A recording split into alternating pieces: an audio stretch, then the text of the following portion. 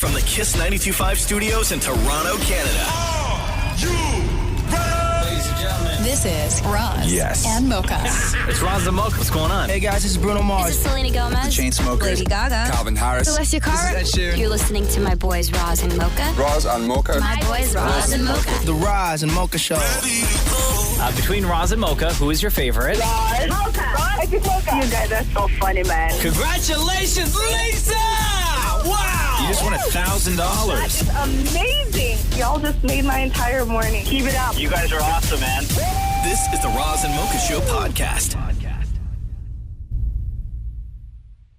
you watched Sex Life yet? No. I know Shum's been talking about it a lot. Dan Laurie just started watching it. I started watching that garbage last night. Is it good? Oh, God. Let's not even have the conversation whether it's good or not. Okay, that's a whole other conversation. Okay. What we need to focus on right now is getting you up to date on what made the show explode, which is the TikTok reactions to one particular scene. So Sex Life, about a woman in, I guess, late 30s, early 40s, a couple of kids, happily married, living in the suburbs of New York. She was a wild thing back in the day. Okay, when she was going to Columbia, and had the most incredible free sex life that any woman could have possibly had. She was a different person. She liked that person.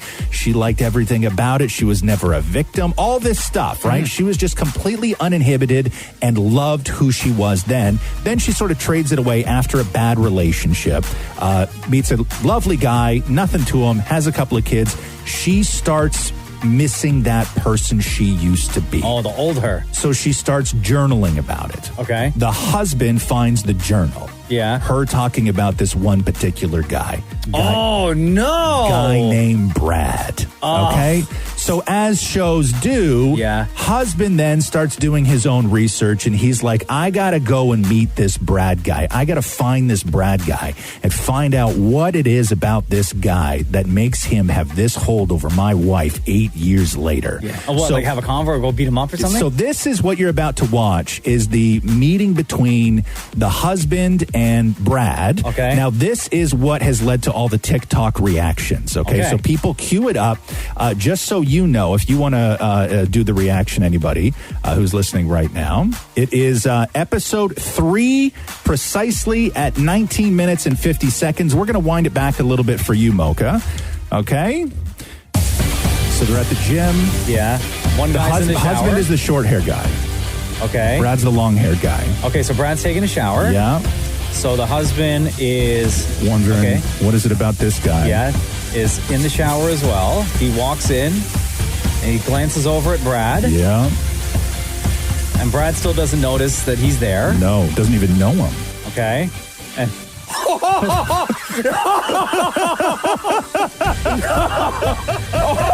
Brad! Oh my God! Yo, does he say anything to Brad? Hold on, let me see how this works out. Oh, look who's into it now! Oh, so then Brad walks out. Oh, damn! Yo, was that real? No. Let me tell you, I'm not going to rewind. Rewind. Do yourself the favor and rewind. Okay, hold on. Okay, so Brad still doesn't notice. Okay, here's the part. Yeah. And then Brad turns around. Yeah. Wow, that's a second reaction. You watched that twice. Okay. If you've watched Sex Life, again, it's episode 3, 19 minutes and 50 seconds into it. Give us a couple minutes. We'll come back with Wait. Can I just tell you? Yes. How this now screws me up at home? Oh, okay, yeah. Because we watch a lot of Netflix stuff, like Jen and I together, right? Yeah. And we use my profile, which my profile is loaded here right now. And we've always skimmed past the Sex Life show, right? You see the poster for it. But now it's going to show, when I open up Netflix, it's going to show continue watching, and it's going to have season 1, episode 3. And if she clicks on it, it's only going to go to this season. Yeah, it's going to pick up where you left off, right? Do you want to continue? So if she just clicks on it, it's going to be this shower scene with husband and Brad. Well, at least make it worthwhile for her and wind it back 10 seconds. The Roz and Mocha Show podcast. So Sex Life is the show that went viral for one particular scene. episode 3, 19 minutes and 50 seconds into it. That's where everybody's doing their TikTok reaction. So that scene in particular in Sex Life is the husband of the main character walks in to see the fantasy, the ex-boyfriend of the main character. And the husband was like, what is this guy? Why is my wife still infatuated with this guy? What has this guy got over me? And then it's the shower scene, and then the ex-boyfriend turns around in the shower, and Mocha's reaction was like absolute legend. Like he started applauding this man. Jaw hit the floor. Go, Brad. But there's a lot of questions, and if you saw it, what was your reaction? 925-555 is the text, and you can give us a call as well. Hi, Samantha. Welcome to the Roz and Mocha Show. You watched that scene in Sex Life? Yeah. And? I gotta get a drink. Sorry, I gotta get a drink for this one. Now, did you watch that scene solo, or did you watch it with somebody else? I watched it with my boyfriend. Oh, no. Uh-huh. And? Who reacted first, you or him? I think we reacted at the same time. Like, my jaw just kind of dropped, and then he was like, I can't even be mad. Now, did you rewind and watch it a second time? We actually saw it on TikTok first. Oh. And then we watched it. Wow. Yeah. Yeah, I don't know. I don't know. At first, I was like, maybe I'll watch this with Catherine. It's like a perfect couple show. Yeah. And then I was like, nah, this is a solo adventure. Like, I think that Sex Life is best watched alone. Yeah, I feel like it's going to ruin a lot of people's sex lives. Yeah, it will. It will. Thanks for the call. Thank you. Bye. Right on. Damn it, Maury, what do you want to say? We watched this as it was happening. Like, we didn't see any reaction. You and this David was like Matthew, seeing yeah? it like Right. as though it was fresh. Yeah. And Matthew rewound it and leaned in front of the TV and started taking pictures of the TV. Oh, wow. What? That is like, you're hot. Oh, my God. Bro, it's going to divorce now. Man, that is not what you want to see. But the question is it real? Right? That's the question. There's no way that's real. No. It is in no way real. And the people who, what's the matter, Shem? I don't know, man. How many times did you hit rewind, Shem? Listen, Look at Shem. very comfortable to say. I did a little bit of analysis. Yeah, and I looked. What did your analysis? What did you conclude? Unless the makeup team, and it's possible, are just fantastic. Yes. That's a real baby leg he's got going on, I'm telling you. No, it's a prosthetic. Nothing is that long. Because the prosthetic team who built it actually also built, because there's two key prostheses in this show. One is Brad's Brad, right? And the other is, if you notice in the early episodes, and this is what they pointed out, in the early episodes, Billy, when she is sort of younger and free, her breasts are one size. When she's a mom and breastfeeding, they're bigger because they would be bigger when you're breastfeeding. And so every time you see her topless in current times, her boobs aren't real. They're prosthetic. They're prosthetics That's as well. what Matthew and I were wondering, because we were like, "What are those massive lumps?" Yeah. Sounds like hate to me. The Roz and Mocha Show podcast. A couple months ago, it was brought to our attention that if you listen to the Roz and Mocha Show podcast at half speed, that we sound completely wasted drunk. Yeah. And the ridiculous conversations that we have at normal speed, you can only imagine, sounds nutso at half speed. Right. So people have been doing screen recordings and sending them to us of conversations on some of our podcasts. Okay. So shout out to Kennedy Elder, who sent this one, where it's right before we introduce the news. So right before you yell out, let's do the news. Okay. And before you ask me, are you ready? Yeah. This one, we just... Oh, Mocha. What? Yo. Mocha, are you ready? Roz, yeah. Yo, you ready? Yes. Yo, let's do the news. Wow. It's like a whole new thing, huh? Gaylor sent us a note that said, I am living for listening to the podcast at half speed. I've started from the beginning. Oh, wow. And it makes everything so much funnier. I love you guys. And what she sent me is from episode 6, which is December of 2017. Oh, wow. And at half speed, our conversation sounds like this. It's up to me. Because at that point, because you don't understand. Allow me to get it. It doesn't matter because at this point, the guy wanting to do 140, here's where it all breaks down. So this is a conversation we're having about traveling on the highway and being in the fast lane. Yes. And if you're in a fast lane and someone's creeping up behind you wanting to pass, that you should move over to the middle lane, and you're explaining your reasoning for not wanting to be the person that moves over. The guy wanting to doing 140, 150 is looking at the guy doing 120 like he's the jackass when it's the complete reverse of that. Oh, yeah, I'm the jackass, but still, Oh, where'd he go? I don't know, he's hung out. I think the truth hurt. You can't handle the truth, bro. From an experienced driver like myself.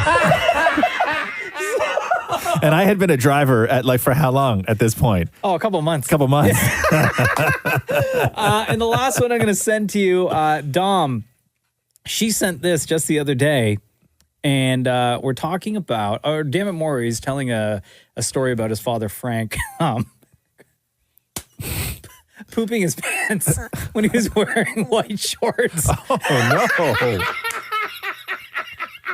This was like back in the day. It didn't happen like last week or anything like that, right? No. But listening to it at half speed, like the three of us sound like so wasted. Guy!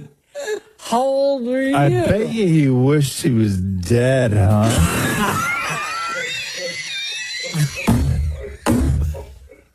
But he lived through it. Did he come back in being like, that was so embarrassing, I almost died? Did it smell so bad that you wanted to kill yourself? And like all that stuff? Oh, he still had to wear the white shorts, right? But that were soiled? Like he lined them with something like paper towels or something like that. Oh, no. Yo, that car.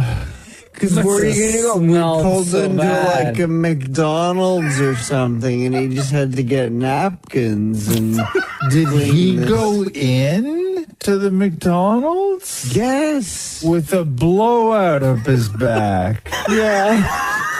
Oh, poor guy.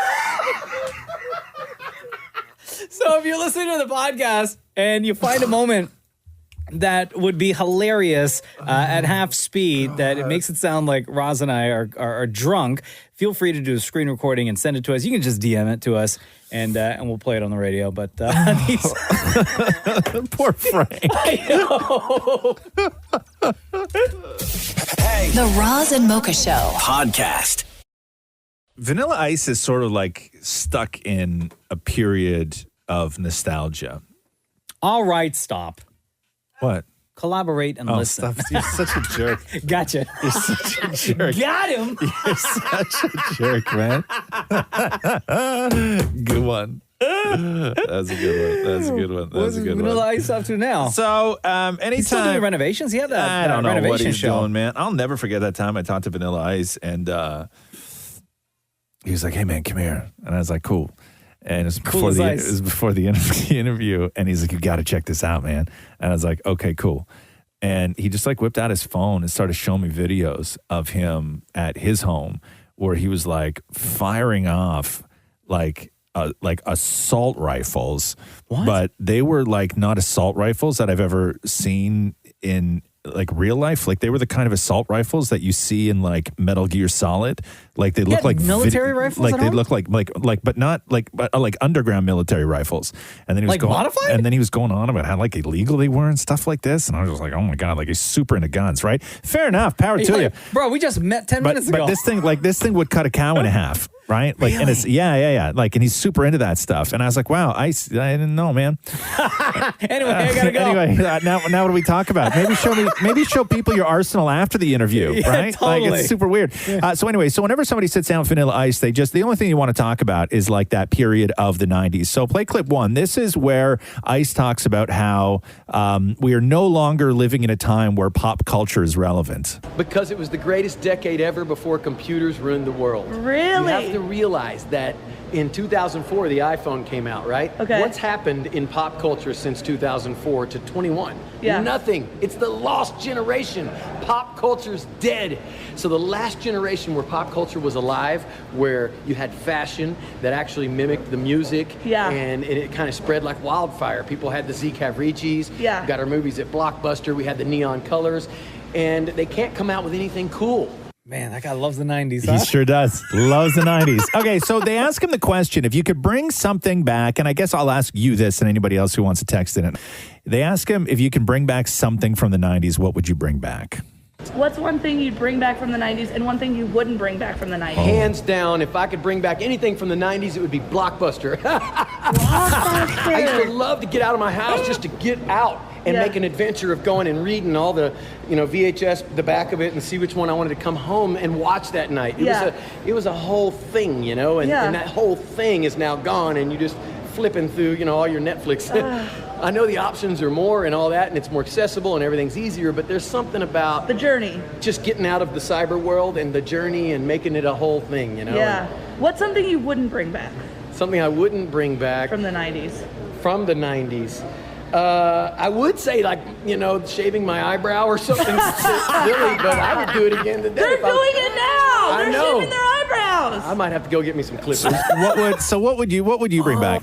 What would I bring back? You go first. Okay, so there's a couple of things for me. Like, I have certain my nostalgia for the 90s, because I think the 90s in general was a terrible decade for the most part, even with pop culture. It wasn't that great. I will say that the one thing that I sort of miss about the 90s, but you can't bring it back, but I can still miss it, okay? Okay. Is freedom with air travel. I miss the days when I could bring a 6-pack of Mike's Hard Lemonade through security and crush it in my seat while flying. That. Oh, yes, sir. Yes. Oh, I thought you meant freedom.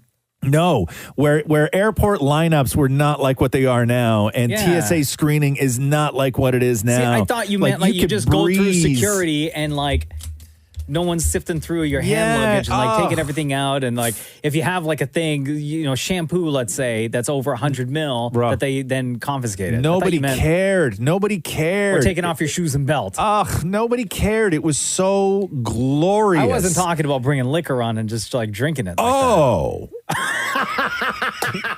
Maury, what would you bring back from the 90s? Revlon Outrageous, my favorite shampoo. What is that? You have 7 hairs. No, but it's not for me. It was a woman's shampoo, and I was obsessed with the smell of it. What does it smell like? The only girl I ever had a crush on, Dina, used to wear Revlon Outrageous, and I love that smell. Really, huh? Yeah, so bring back Revlon Outrageous. But then when you smell it now, you would just be thinking about Dina from back in the day. Nothing wrong with that. No, I could show you a picture. Yeah, I also. Hold on, wait, stop. Yeah.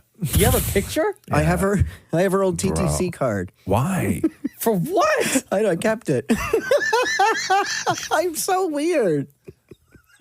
Dude, No, you're it's not right, dude. The It's not amount right. of wrong. Where do you keep all this stuff that you keep? In something I call the vault. What else is in the vault? What else is in the vault? Oh, my old movie stub collection. Oh, yeah. My TTC, the old bus collection, bus token collection. Okay. Anyway, enough about me. No wonder your husband thinks you're so sexy. The Roz and Mocha Show podcast.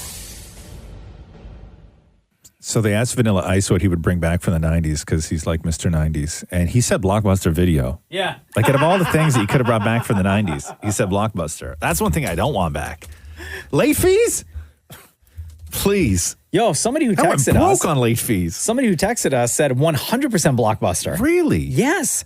A couple of things that we're getting from people. Maury had brought up Revlon Outrageous. The shampoo, because it makes him, reminds him of a girl that he had a crush on back in the day. Right. So somebody said, yes, Revlon outrageous. You just brought me way back. Somebody said 90s hip hop. Somebody said 90s R&B. Somebody said, I would bring back the fact that nobody had to be canceled if you didn't agree with them. Somebody said gas prices. Truth. Somebody said, bring back Zellers. Yeah, you got to love Zellers to say you want to bring it back. Somebody else said, bring back the dating culture. Yeah, that's a good one. That is a good one. And I fully agree with that because the currency is so low right now when it comes to dating because everybody has options that they should never have had. It was never intended to be that way. You never have to take a chance anymore and build up the courage and walk up and talk to somebody. And you don't have to do that anymore. Like it doesn't exist, that culture. Dan Moore. What about jam shorts? Jams?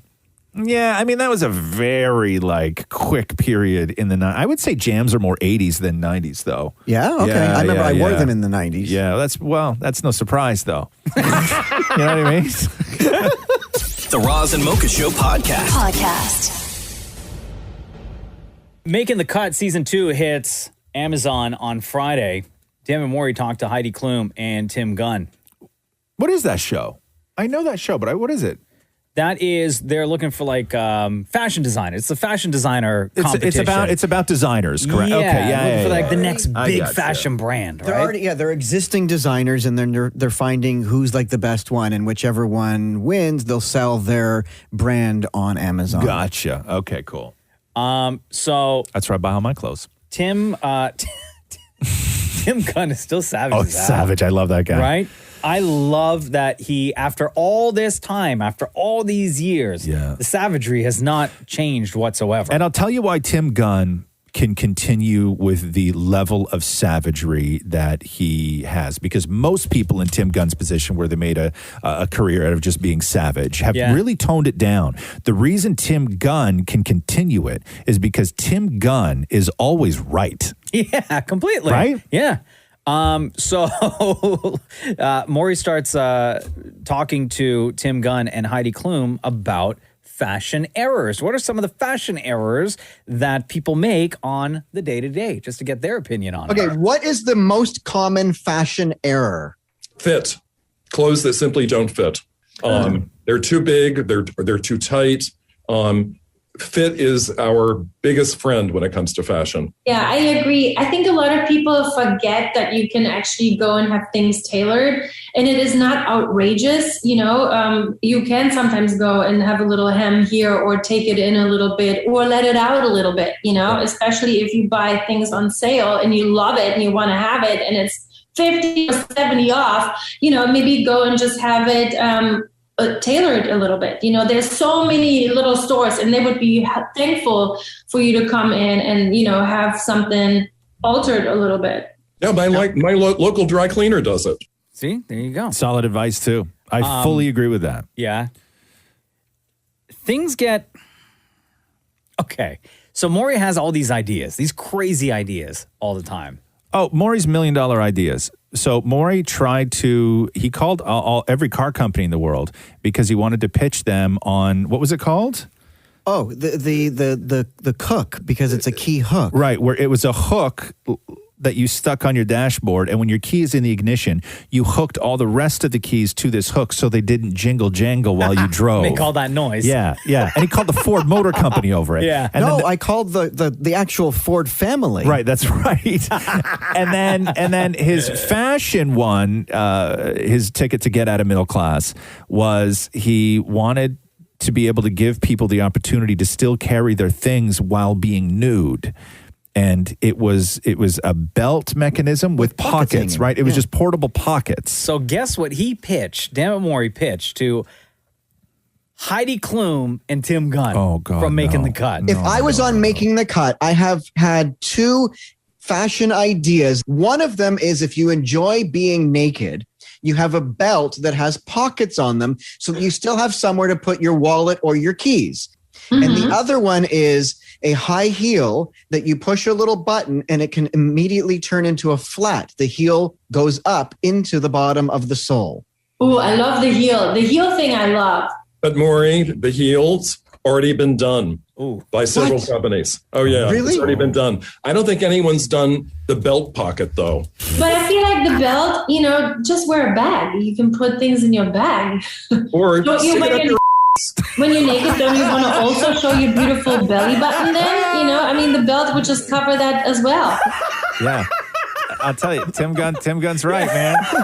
Oh, what? You're naked and you want to wear a ridiculous contraption with a belt and pockets? Why don't you just take your phone and stick it up your ace? Season 2 making the cut premieres Friday on Prime. The Roz and Mocha Show podcast. Chris, welcome to the Roz and Mocha Show. What's going on, man? Not much. I had a bit of a brain teaser that I wanted to see if Damn It Maury could figure out. All right. Okay. Damn Maury, get in here. Now, before you give out this brain teaser, Chris, do you know the answer? Yes, I do. Okay, good. Go for it. Okay. What has 4 letters, never has 5 letters, but sometimes has 9 letters? What has 4 letters, sometimes has 5 letters, but something about 9 letters?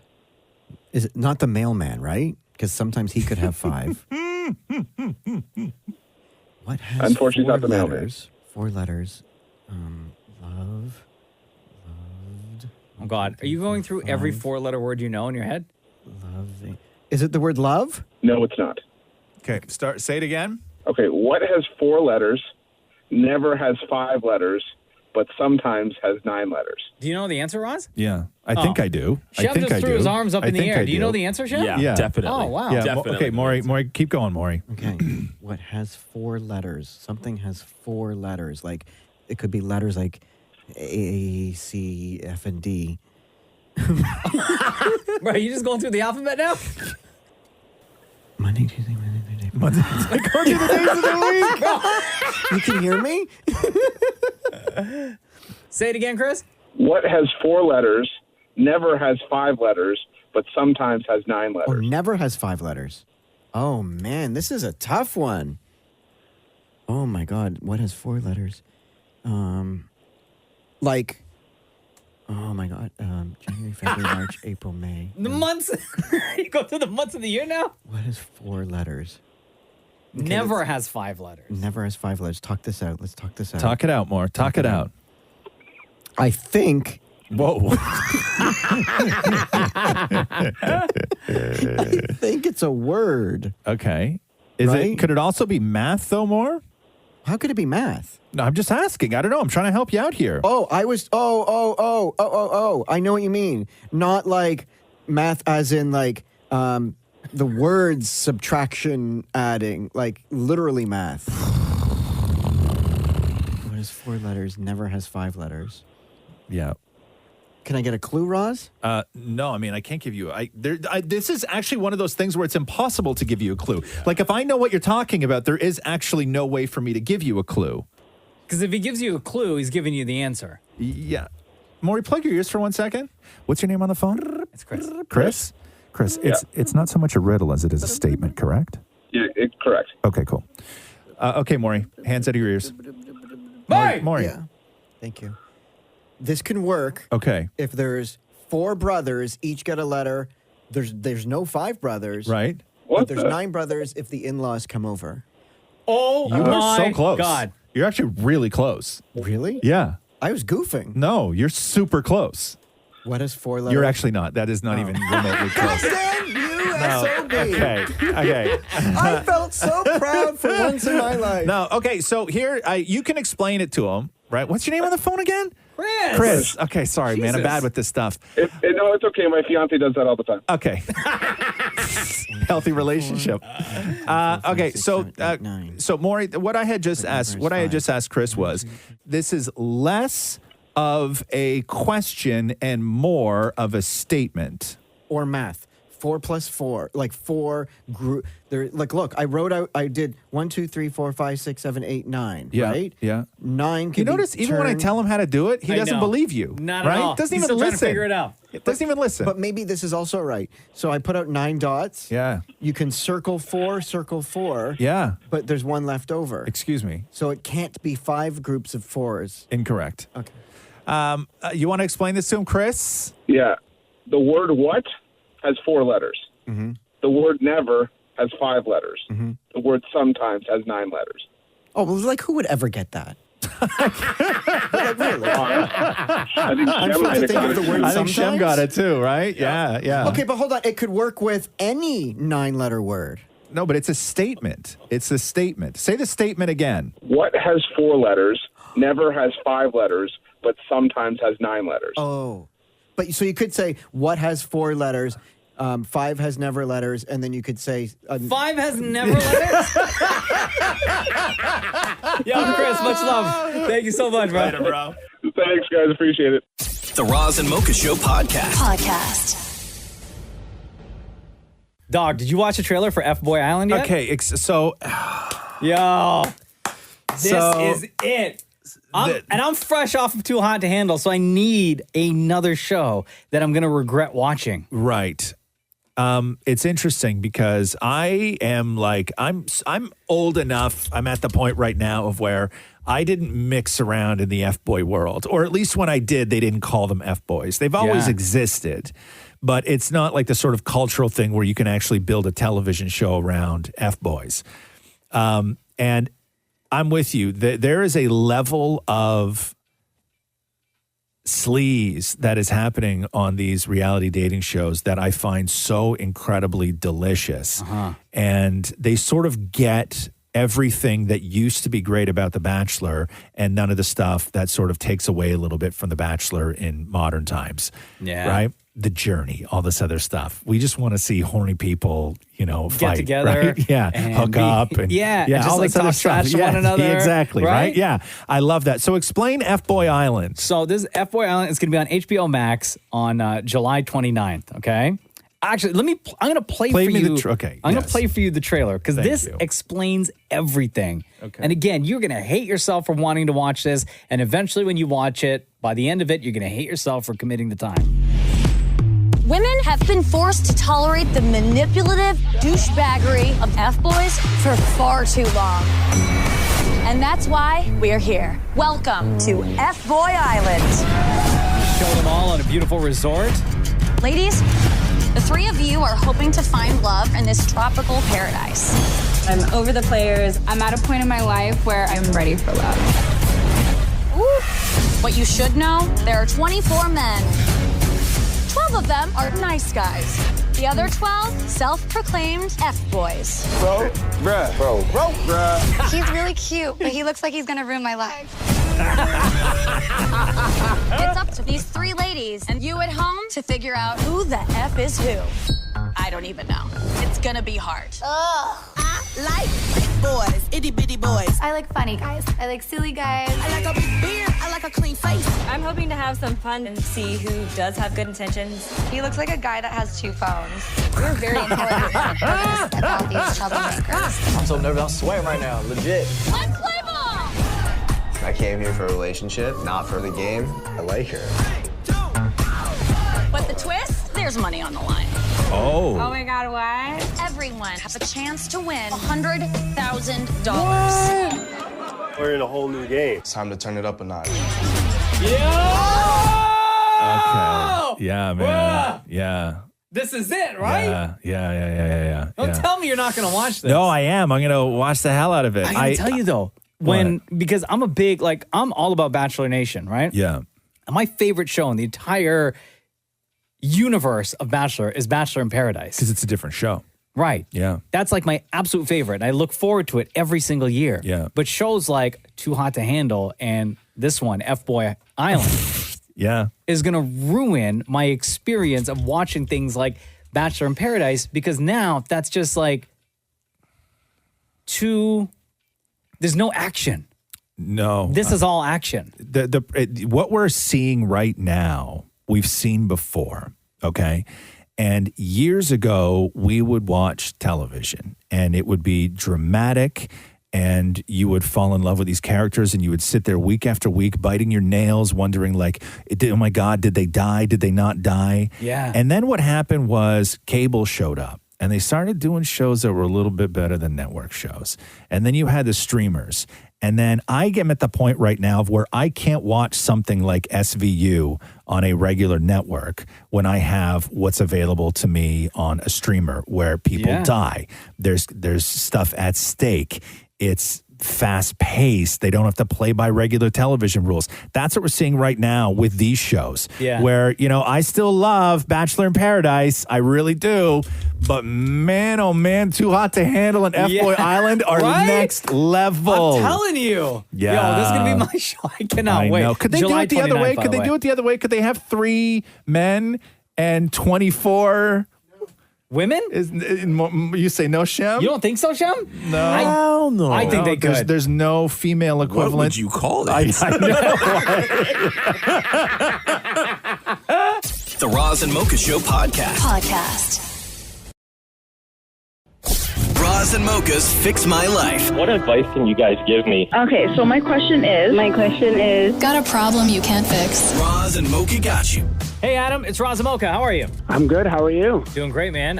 So, what's your FML? What are you reaching out to us for? So, my girlfriend and I want to take our relationship to the next level and get a puppy, but my parents are trying to talk us out of it. Okay, so you wrote this, Roz and Mocha Fix My Life. Yeah, you and your girlfriend, you've been dating for 4 years now and have been living together for 2 in your parents' basement. And like you said, you want to take it to the next level, take on the responsibility of caring for a new puppy. But unfortunately, you're having a real tough time convincing your folks that this is what you need to grow your relationship, as our family already has a dog and my parents are using this dog as an excuse as to why we don't need a new dog. So, do you think your parent... First of all, how old are you? 23. Okay, do you think that your parents don't want you and your girlfriend to get a puppy because then it's going to become their puppy? Or they feel like it's going to become their puppy, that you guys aren't, not responsible enough, but wouldn't care for the puppy or give the puppy the attention that it needs? So then they're going to have to do it. I think that's a small part of it, just because we both work full-time and kind of not on a set schedule. So I think that their thought process is if we're both not around kind of at the same time, that it's going to kind of lay on them to do it. If you guys weren't living with your parents, with the with the schedules that you have, both of you and your girlfriend, if you were living alone in a condo, who's going to take care of the puppy during the day? So me and my girlfriend both work in retail, and it only works out that maybe it's like a couple times a month that we're both at work at the exact same time for like an extended period of time. Okay, so for those couple times a month, who's taking care of the dog? I think we would have to just, if we were by ourselves, we would have to just leave it in the crate for that little bit of time until it's trained enough that we can let it roam around the house, kind of thing. How much you pay your parents a month for rent? $250. $250? Yeah, each, like me and my girlfriend each. Oh, okay. So $5. Yeah. I disagree with both of you. I think it's weird when people say we want to take our relationship to the next level and take on the responsibility of a puppy. It's just say you want to get a dog.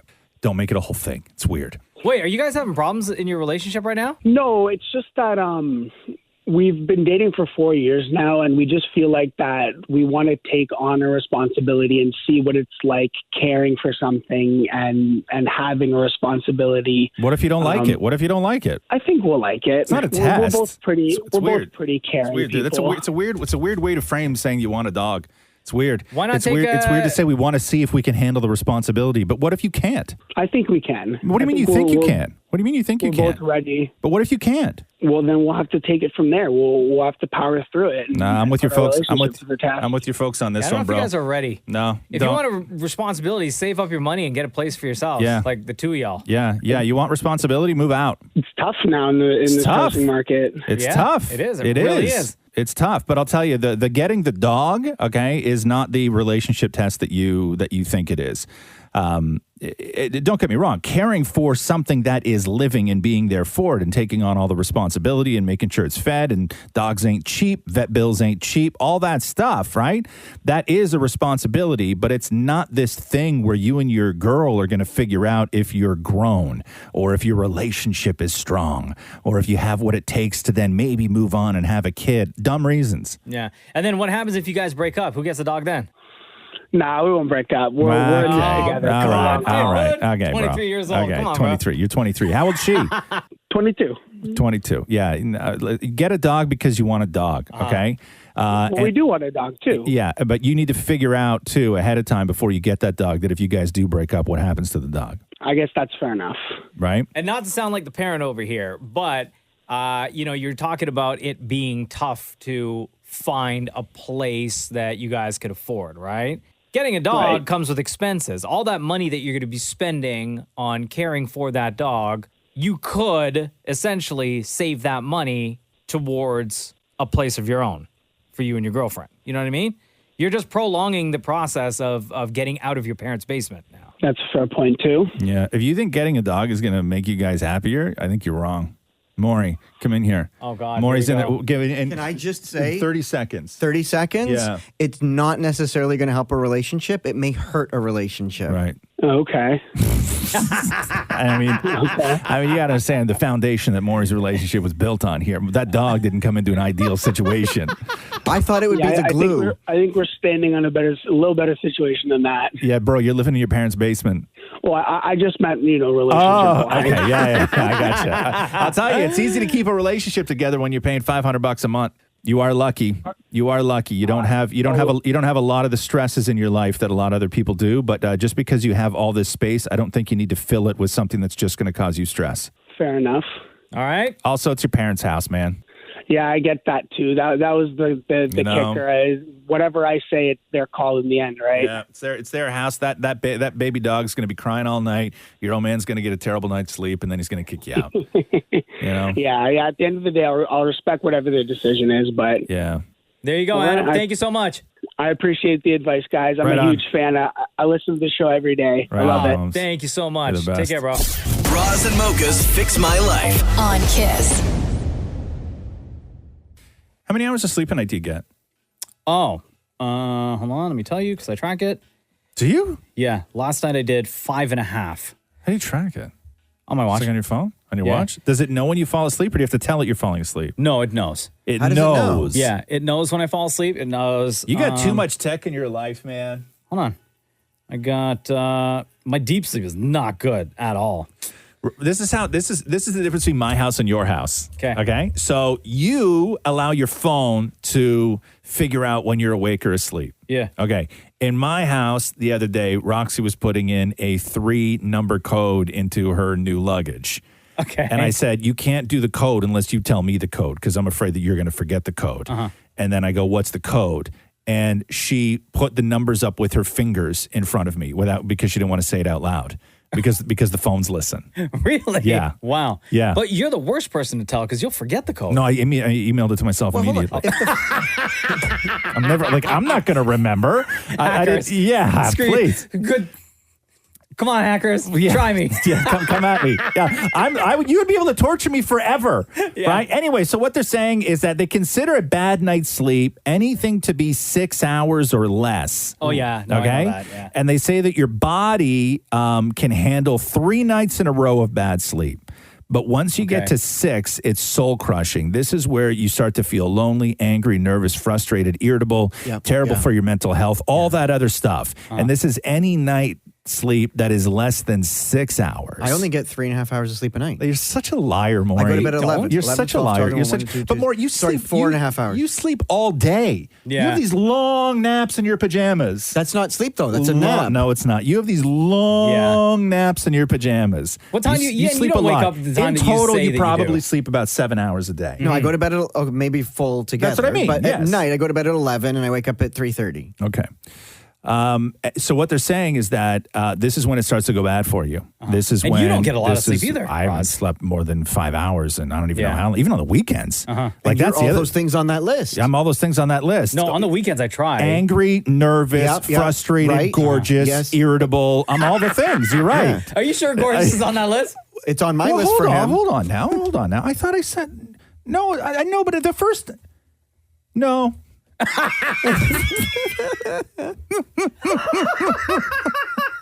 No, it's not. No, it's not. I'm just looking for a win, all right? I didn't get a lot of sleep last night. The Roz and Mocha Show podcast.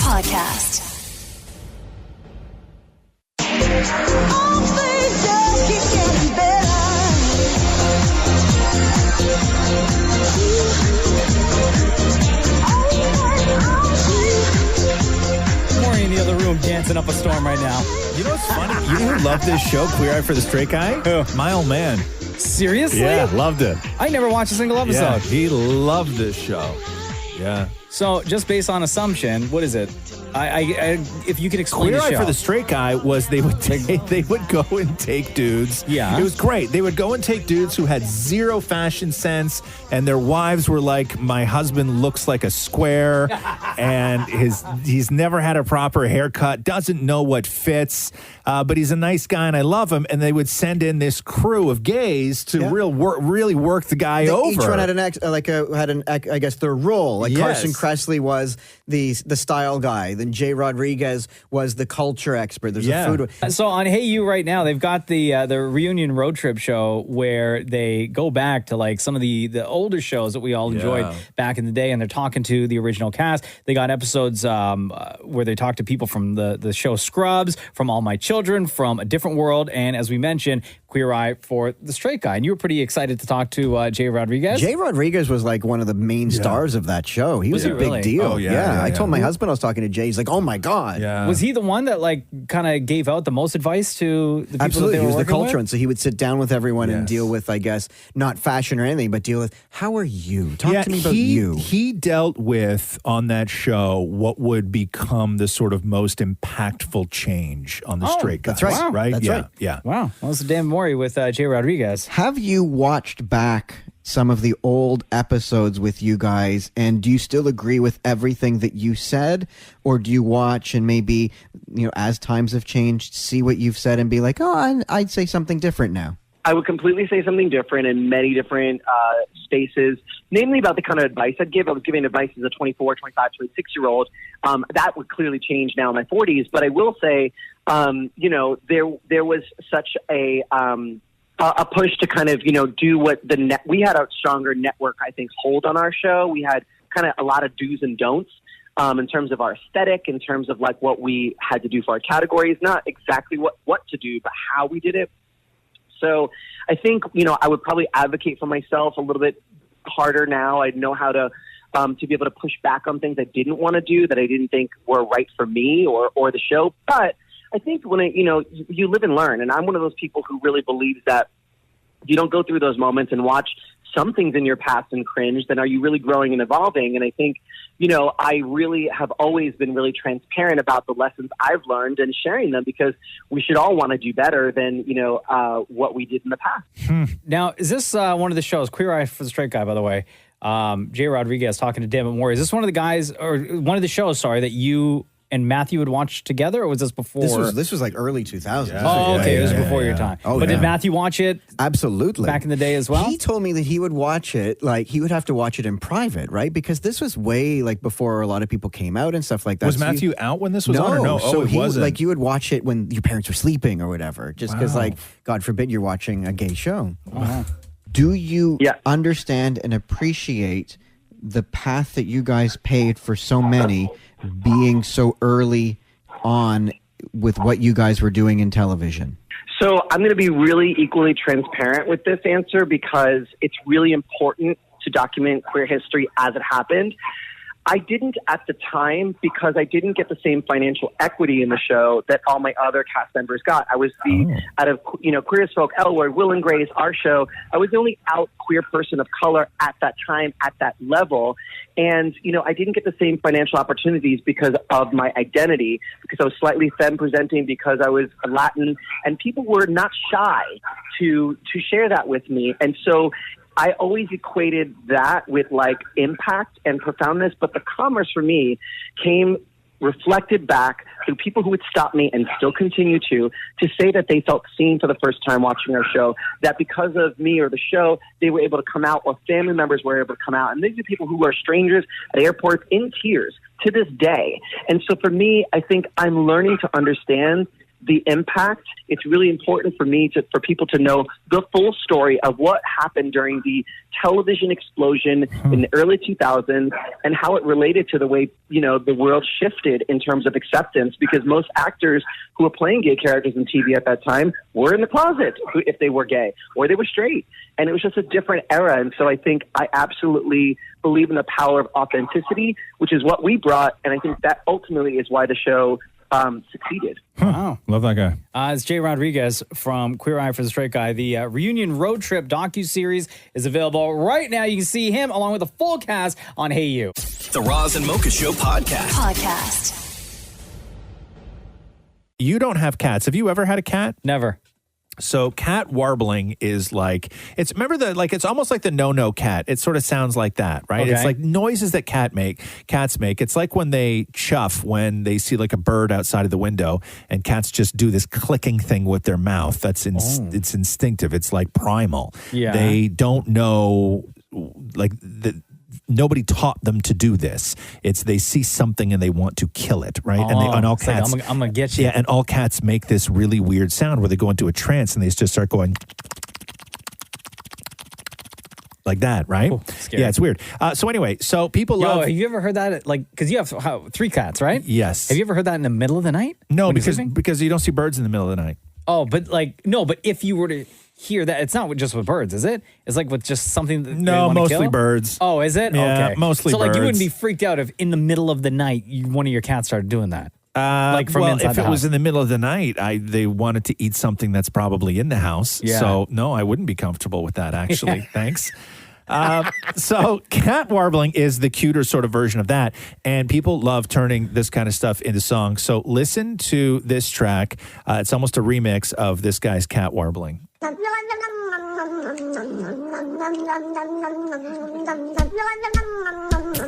Yeah.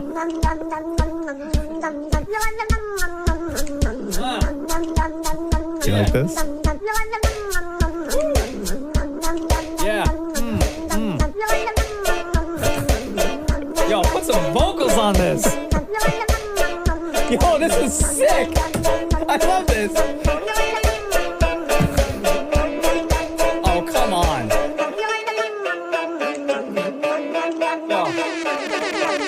Right? Yo, that's fire right there. That's heat. I like that. Are you kidding me? What is the other one you put in, Maury? What is it? It's a what? Cat sneezing? It's another remix of cat sneezing. Listen to this one.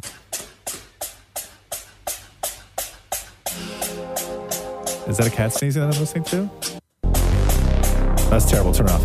Go back to the cat warbling one. Yeah, I want to hear that one again. No, this one. There we go.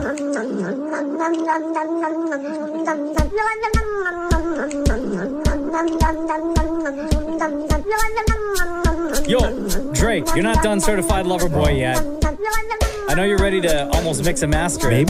Maybe he was done the album. He heard this and was like, my stuff ain't good enough. Yeah, you got to get this. I got to go back You and got to put some tweak. vocals on this, Drizzy. I like this a lot. So do man. I. I really like this. So do I. Thank you so much for introducing. Right? That's amazing. The Roz and Mocha Show podcast. You see that story about that couple that found 18 snakes under their bed? 18? I hate snakes. I saw so many snakes when I was on vacation. Yeah. When we were camping, and they just run right across your feet. Catherine saw a rattlesnake. You're not supposed to touch those, right? Just let them do their thing. I would never. They don't want you to touch them. They're not obviously. they're not friendly. No, I know. And they're the only thing. And whatever, come at me, bro. The only thing that I hate more than snakes are snake people. People who think that snakes are loving animals and they keep them as pets and wear them around their neck and stuff. I used to live in a neighborhood where, in front of the grocery store, there was a snake guy that lived in the neighborhood, and every now and then, just like during the day at like 2:00 in the afternoon, he'd walk around with this 5-foot snake around his neck, like he was taking his dog for a walk. I feel like if you are out on the streets and you have your pet snake around your neck or wrapped around your hand or wrapped around your arm, whatever, and you're walking around, clearly you're doing it for the attention. Yeah. You don't have any business being out and about anywhere with the snake. And nobody thinks your snake is cool. And I know people are going to be like, oh my God, shut up, snakes are cool. Nobody thinks the snake guy is cool, right? Yeah. Like when you have a snake, like if you have people over to your house and they're like, hey, you got an aquarium, cool, fish. And you're like, no, that's my snake. You know, nobody thinks nobody wants to come over and watch you feed the snake. Nobody wants to do any of that stuff, right? Yeah. Like a zoo or whatever, that's fine. But when you're a snake person, it's awful. Anyway, so this couple found 18. But how do you find, like, just randomly find them? Like, Yeah, where do they dude, live? I don't Where- know why. They live in, I think it's like Georgia or something like that. Okay. But I stumble on videos all the time of where like somebody pulls up a floorboard in their house and there's like a sub basement kind of thing where it's like that pit in Indiana Jones where there's just like the whole floor is moving because it's just all snakes. Oh God! Right? And like, don't even get me like started. I still snake check before I sit on the toilet. Really? Even in my own home, I snake check before I get on the case. toilet. I'm so terrified of having it come up. And it's not even that I'm worried that the snake is going to bite me down there. Yeah. I just don't want it to rub up against me. Like, that's what I fear, is that it doesn't want to, the scales on your. it's that it doesn't want to, is that it doesn't want to hurt me. It's just trying to find a way out. Yeah. Right? Yeah. Like, where it's like flicking around, trying to find a way out, maybe between the legs, maybe out the back. What's this hole? Maybe that leads somewhere, right? You know what I mean? Like, that's my main problem with snakes in the toilet. Anyway, let's listen to this couple who found 18 under their bed. Before going to bed, I spotted what I thought was a piece of fuzz on the floor, and I went to reach for it, and it moved. And then a second later, another piece moved, and I began hollering for my husband. We have snakes. If you have a mouse problem, the snakes are going to try to come and help you with that. If you give them a way out, they're going to take it. They're not going to chase you. So I guess they had mice in the house. And the snakes follow. So gross. Okay, the snakes follow the mice because the snakes eat the mice. Yeah. So once you're there, you're like, oh my God, hey, our mouse problem is gone. And you think everything is good. But the reason your mouse a family problem of 18 snakes just moved in. Thank you. Oh, right? That's so gross. The Roz and Mocha Show podcast. Roz and Mocha's Fix My Life. What advice can you guys give me? Okay, so my question is. Got a problem you can't fix? Roz and Mocha got you. Hi, Christy. It's Roz and Mocha. Hey, how's it going? Good. How are you today? Good. So, differences between you and your husband, huh? Yeah, my husband procrastinates about everything. It's causing so many fights, and I'm surprised he was on time for our wedding. Oh, wow. Yo, tell us how you really feel. Yeah, you got no feelings about this, huh? Yeah, you wrote this. Hey, Roz and Mocha, fix my life. You got that procrastinating husband. He leaves things until the last minute. I like to complete things as soon as I know it needs to be done, and it's finished well in advance. Help me understand why his way and that everyone is different. We get into huge fights, and he calls me a nag. Also, what can I do to help him finish on time? We have a business, and I'm always the person who has to tell our customers we're behind. Okay, so this isn't like home life stuff. This is this business? This is business stuff, yeah. Yeah, like he has a day job, and he's fine with that. Like his normal office job, but like our side business, he just doesn't complete stuff on time, and it's really.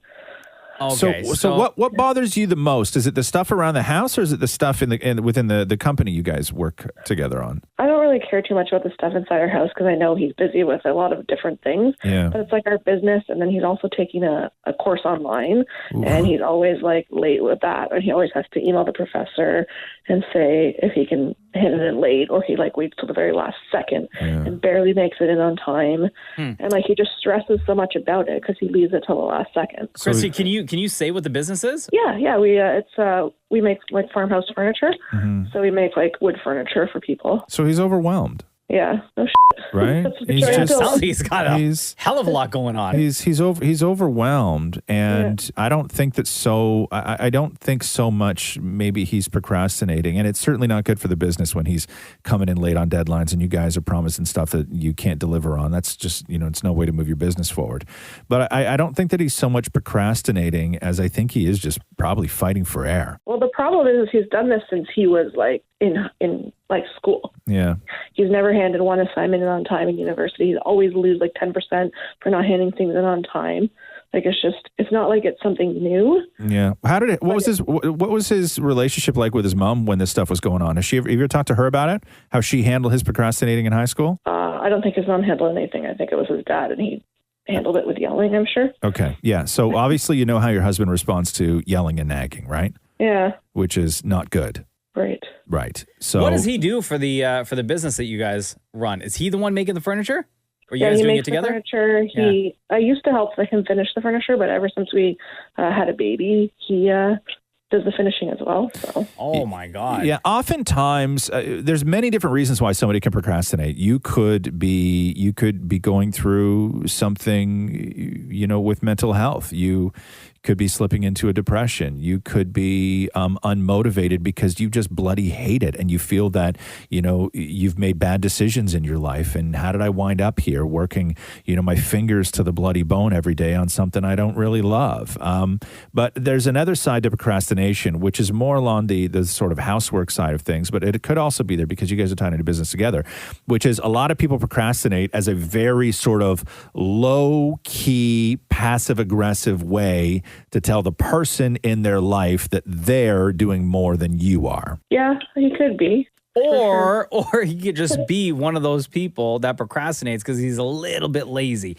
Because I procrastinate a lot with certain things, and it is because I get caught up with other nonsense, right? Not because I don't want to take care of the task, but because I get caught up with just laziness of things. I'll eventually get to the task, but I always leave things, or I've been trying to get better at it. But hearing how his day is structured out, it sounds like he's got, 3 major things happening in his life that he's just barely keeping his head above water with trying to finish off each task, right? Well, the things he does during the day is comes home, has a nap, watches TV, has a drink. And that's what he does. And then all of a sudden he does that. And then all of a sudden it's like, oh, it's due in 2 days. But you have to understand. Better get to it. No, I know, but you have to understand what that is, though. Is when you work like that, when you've taken on that much, when you're going to school and running a business and you got everything else going on. And I'm not trying to defend your guy, okay? No. But what I'm saying is that when you are working those kind of hours and you feel that you stretch yourself so thin,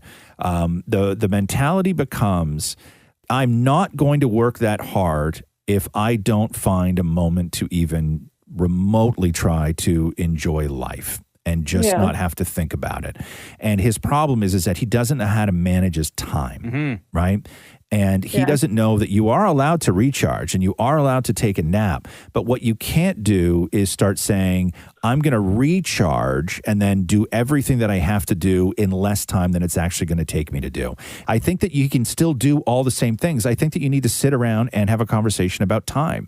And I think that you need to sit around and say, okay, let's put all these blocks together, write everything on cards in front of you of everything that he has, everything that he does in his life, right? And sort of map them out in the way that he does them. And then just start moving them around, right? And when you start moving them around, you're going to realize that, if he did these 2 things first before he did those other 2 things, it may actually save him time. Or if he switched up the way that he decides to think about schoolwork, or, if he knows exactly how long something in that shop takes to finish, there's a more efficient way of doing it. I think he's really lousy with time, and I think he's feeling overwhelmed, and I think he's fighting for air. Yeah, well, sometimes he tries to map it out, and then he never, ever, ever follows his plan, and he's always like to me, could you remind me to do this? I think if you guys are going to have conversations, I don't think it should be ever a conversation about why aren't you doing this or why haven't you done this. I think that the conversation needs to be more emotional based. I think that you need to figure out why he feels so overwhelmed and what his actual, where his actual heart is in all of this, because he may just hate it all. He always says he hates his life, which is sucks, then you got to help him. You got to help him out of that. If he hates his life, I say that you guys need couples counseling. He says he doesn't hate his home life. He just hates his work life. He feels that he made bad choices. He's got a lot going on, and that's gonna tear your relationship apart. And also, you have a new family, right? So got to make time for that too. Yeah. Okay, Christy? Yep, sounds good. All right, love. Thanks, girl. Okay, thanks so much. Roz and Mocha's Fix My Life on Kiss. Yesterday was Mac and Cheese Day, and the past little while, Kraft has been coming out with specialty flavors to celebrate certain days or certain seasons, right? Sure. Like in the fall, for example, they had the pumpkin spice flavoring for your mac and cheese. If you remember Valentine's Day, they had a candy type flavor. Sure. And once you did the mixture, your mac and cheese turned pink. So this week they released flavor boosts, which you make your regular mac and cheese, right? You add your powdered cheese. And it comes with these little packs with additional flavor boosts. And what they released are flavoring for poutine, buffalo wings. But poutine with no gravy?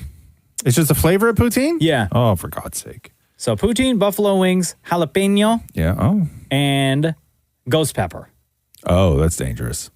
So Dammit Maury decided to make mac and cheese for Dammit Matthew yesterday in the condo with one of these flavor boosts. However, Maury used 2 flavor boosts.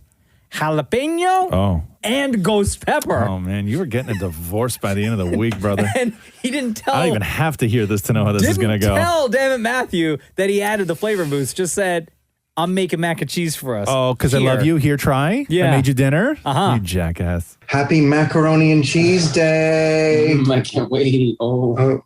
Are you up? Send noodles. What? Nude what? Noodles. Noodles. Okay, I've made macaroni and cheese for dinner. Okay, dive in. Oh, my favorite. Okay, half of that. Oh my God. Holy Maury. Closer. Maury, I can't. That's like really, really spicy. What the did you just, what is in there? Okay, what is it? That better not be like big, like. What does it taste like? Fire in my mouth. But describe the taste. I can't describe it. Oh, I need milk or something. But first describe what it tastes like. Is it good? Like really spicy, and I'm not talking just like the heat level. Like you have to have another bite. I'm talking like actual spices. Like I can You have to have another bite. No, did you put more than you were supposed to? No, have another bite. It's so spicy. I don't need another bite to know what it tastes like. Really spicy. Do you want to know what it is? No. No, I mean, I do. Okay, so there's 2. There's ghost pepper and jalapeno. I mixed both together for you. Oh my God. So wait, that's not fair because it wouldn't normally be this spicy then. Yeah, I know. I love you that much. Great. Is my going to burn? Yes. Happy Macaroni and Cheese Day. Yes. Happy Macaroni and Cheese Day. Yes, it will. You know It how will. psychotic Maury sounds? Yeah. When he's like, have another bite. I know. Why Have did you another try bite. it or no? No. Why didn't you try didn't it? try it? You didn't even try it? Oh my God, dude. What a That's lousy husband. What a so lousy bad. husband. What a rotten husband you are. Oh, so you just sat there like a weirdo, 2 bowls in front of you, and you watched him eat and suffer, Yeah. and then tried to convince him to have more spoonfuls. Yeah. Wow. You know what I mean? Absolute No psycho. wonder he likes the dog better than you. The Roz and Mocha Show podcast. Girl, tell me. So, Bachelorette. I missed last night's episode. Yeah. So, they're getting a little cheeky on Bachelorette this season, I've noticed. Are they? Yeah. So, they sent out a sort of test, a mission, a... Remember the episode of Seinfeld, The Master of Your Domain? Yes. So that's what they make the guys do on Bachelorette. So No. yeah, so this is Caitlin explaining to the guys what this particular challenge involves. Katie and I came up with it. She wanted me to share it with you guys, and it's called Operation Whoa Whoa. Whoa. Whoa, whoa, whoa, whoa, whoa, Yeah, like whoa whoa. Week off.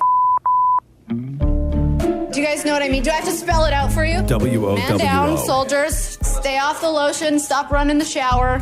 Oh, wow. Because Katie wants to see which one of you can hold out and be the master of your domain. Wow.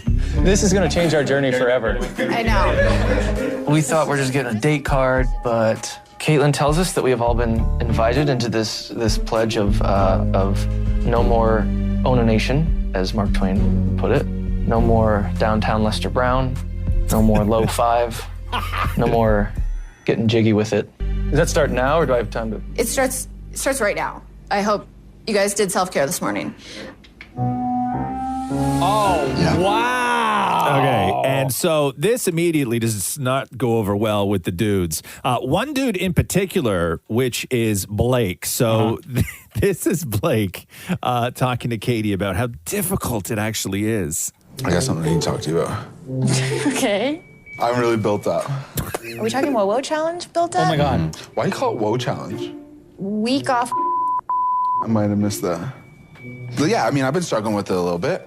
It's been a day. Are you like a daily, Yeah, weekends a little bit more than the weekdays. Okay. After work, depending. and then at night for sure. I'm getting so hot right here by this fire right now. Oh, I thought it was me. I need more wine. All I'm Keep saying going. is, like, there's a couple weeks, obviously, till that point potentially comes.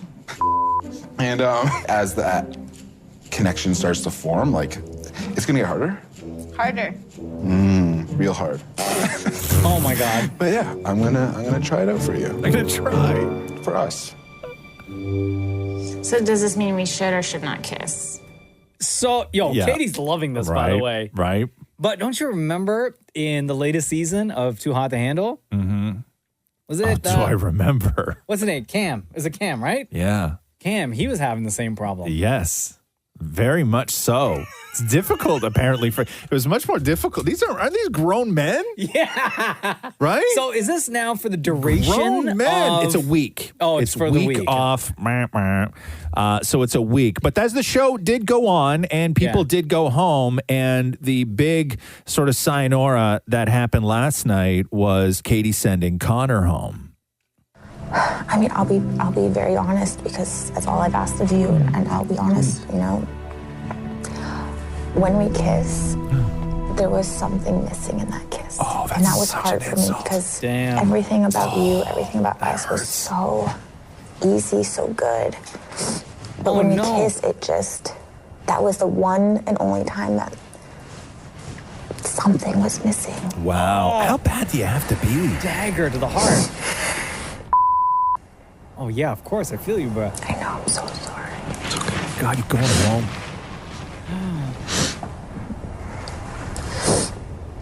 Oh, come on. Girl just called you back. Kiss her. Because this, it's cool. Oh, this guy, no. I've met you. Thank you for everything. Oh, you're everything. Oh, and you still got to go home.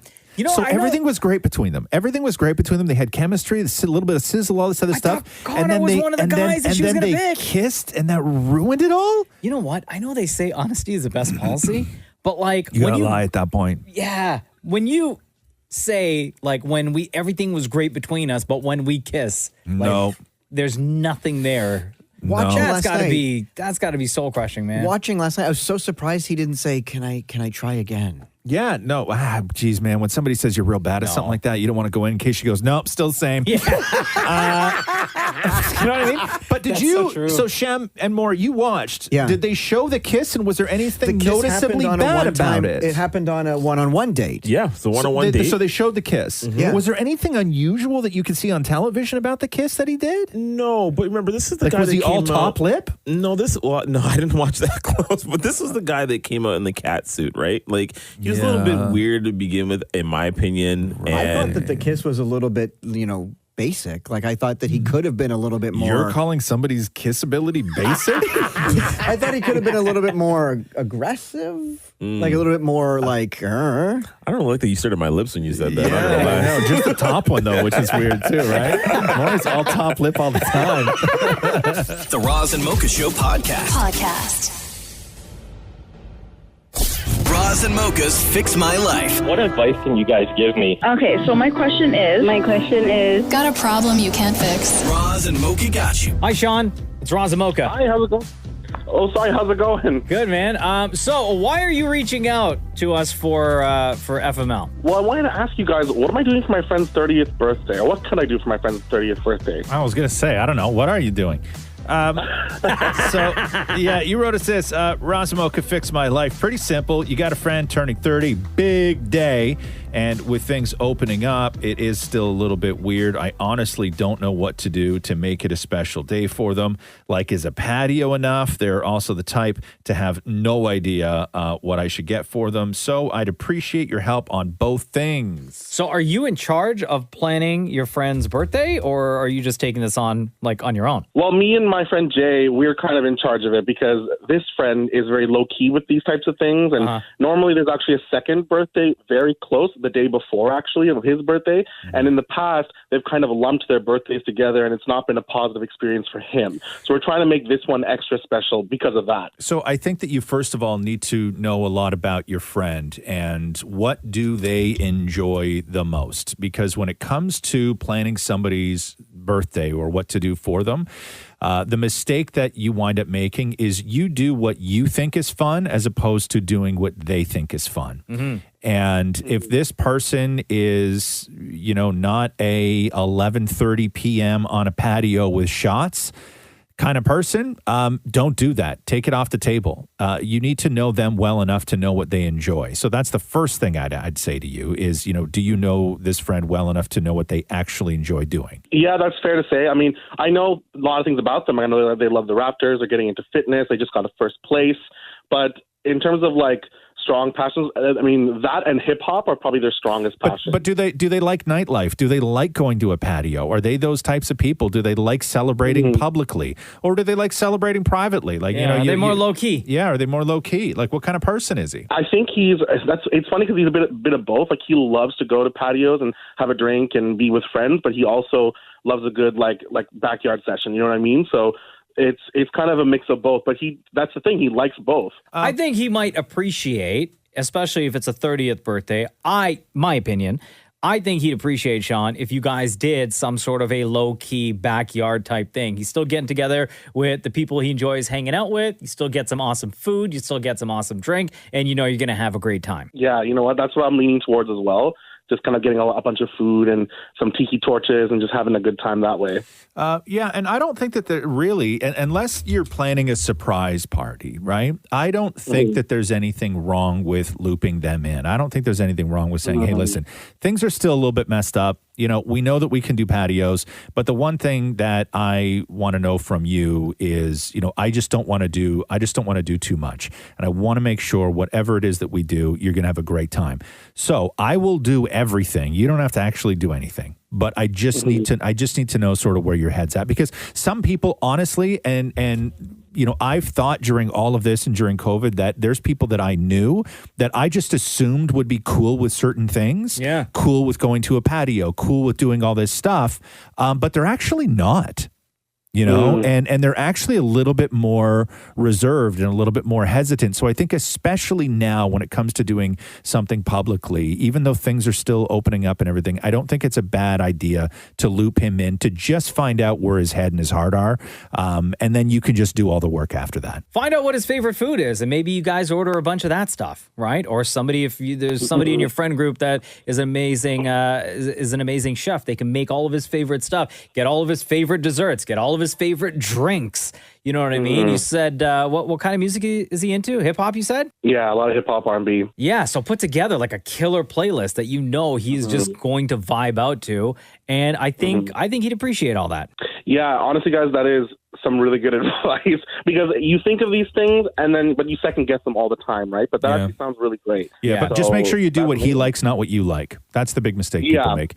Also, does he do shots and stuff? We've definitely done shots in the past. Because you can. Why don't you you can hire somebody to come to the house and you drink a shot out of their belly button and stuff.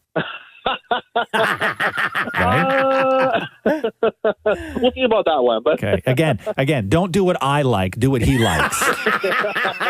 Okay. There you go, Sean. Thank you so much for reaching out, brother. Thank you, guys. Quick question before you go. Do you have a question for me? Yes. Question? Before we let you go, Sean, between Roz and Mocha, who's your favorite? I love you guys both, but unfortunately, Mocha squeaks by just a little bit. Is my favorite. Is it because he's smaller than me? Like he just is that why he squeaked by? Because he was able to? No. I was too big to make it through the door. He just snuck in under my armpit. No. Under your armpit? Bro, that's... Man, that's not nice. Mocha reminds me of a lot of my friends, so I feel like I would probably hang out with him more in real life. Well, it sounds like you have great friends then. I do. I definitely do. Thank you, brother. You take care. You too. Take care. Roz and Mocha's Fix My Life on Kiss. Space Jam: A New Legacy starring LeBron James drops in theaters and on demand tomorrow. Toronto native Eric Bauza, who does the voice of Daffy Duck, Porky Pig, Foghorn Leghorn, Elmer Fudd, Marvin the Martian, and he just got this gig too, not that long ago. Yeah. And super exciting for someone to a big role like this where you get to star and act with LeBron James. Yeah. I never saw the original Space Jam. Oh, Jordan? No. Oh my God, it's so good. No. Is this sort of the same thing? Yeah. He's Just hanging out with the tunes, and then they got to whoop some ass? Yeah, that kind of thing? Save play the world? against the Goon Squad. Gotcha. And Gabriel Iglesias, who's a hilarious comedian, he does the voice of Speedy Gonzalez. Gabriel Iglesias, by the way, turns 45 years old today, so happy birthday to Gabriel. David Morey had a chance to talk to both of them about this new Space Jam movie. How emotional for you was it when you got to see the finished product and hear you in these legendary characters with this legendary film? It was surreal. It was the first cast and crew screening at the Warner Brothers lot. There was not a lot of people there. It was very socially distanced, but at the same time, to be sitting in a theater again too was a weird experience. And then you're just watching this. I describe it as an animated NBA fever dream. And again, there are, and I'm sure my voiceover colleagues will agree, there are just some moments where you just forget that this is your performance, and you forget that you even said those lines. And it's got to be so weird for somebody like Eric Bauza, who does so many voices for the movie, to be sitting there watching, following along with the story, but then hear himself as different characters have conversations with one another. Yeah. And interact in that way, yeah, right? No, you're right. Especially because he didn't create these voices. These are sort of legendary voices. We all know how they sound. And so you're just so used to how they sound anyway that you almost have to then put yourself in the headspace of, is that me? Yeah, exactly. Right? Yeah. Now, as a fellow voice artist, I'm so jealous of that you got to do this. This is such a great opportunity. You knew it was going to go this way, right? And slightly jealous. Well, if we're talking Looney Tunes, let's try to do maybe Foghorn. Okay. Elmer Fudd. Okay. Let's do Foghorn. Let's see, because he's the big boisterous rooster from Looney Tunes. Give it a shot. Okay, here we go. Okay. I say. I mean, you do say, and I think he says more than I say. Listen, Maury, I gotta tell you, you're like a dirt road between two cornfields. Nothing between the ears. Just kidding. I mean, you got the I say. Gotta be a little more gravitas at the bottom and more of that southern fried chicken sound. Okay, moving on though. Elmer Fudd. Okay. Oh, you rascally rabbit. It's a little early here. I don't know if the reception is coming in through, but okay, here's the thing about Elmer.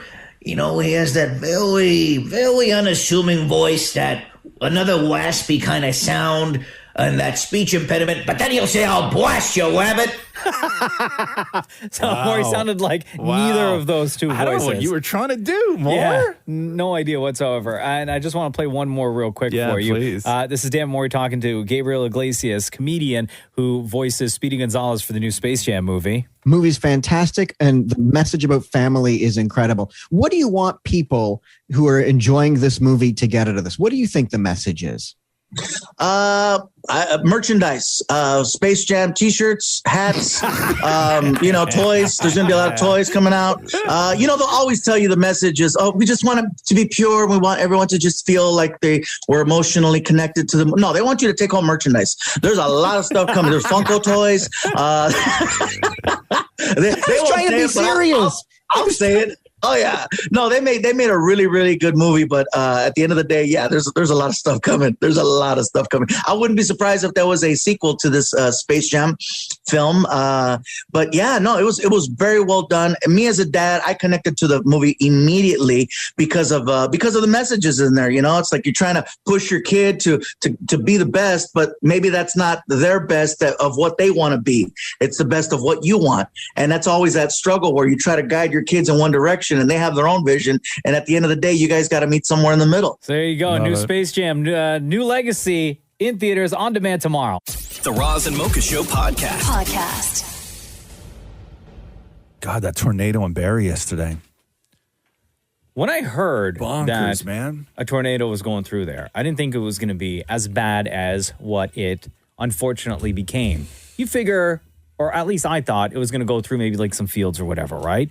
Well, some of those classic videos that you see, cell phone footage in the distance, far away, and then it just causes havoc on an open field and then takes off, right? Here's what I know about living in this part of the world is that we get a lot of tornado warnings. You know what I mean? Like you always see it pop across your phone or on the news, possible tornado warnings. This is all the makings for a tornado. We get a lot of tornado warnings. Yeah. We don't get a lot of tornadoes, especially ones that sort of like rip through neighborhoods like what this one did in Barrie. And Did your phone yesterday go nuts with... my phone was dead. My phone died. I didn't even know about the tornado until 7 o'clock last night. So in our house, both of our phones for like 30 minutes, every like 5 minutes or so, we were getting warnings from Environment Canada about severe weather, severe thunderstorms, possible tornado as well.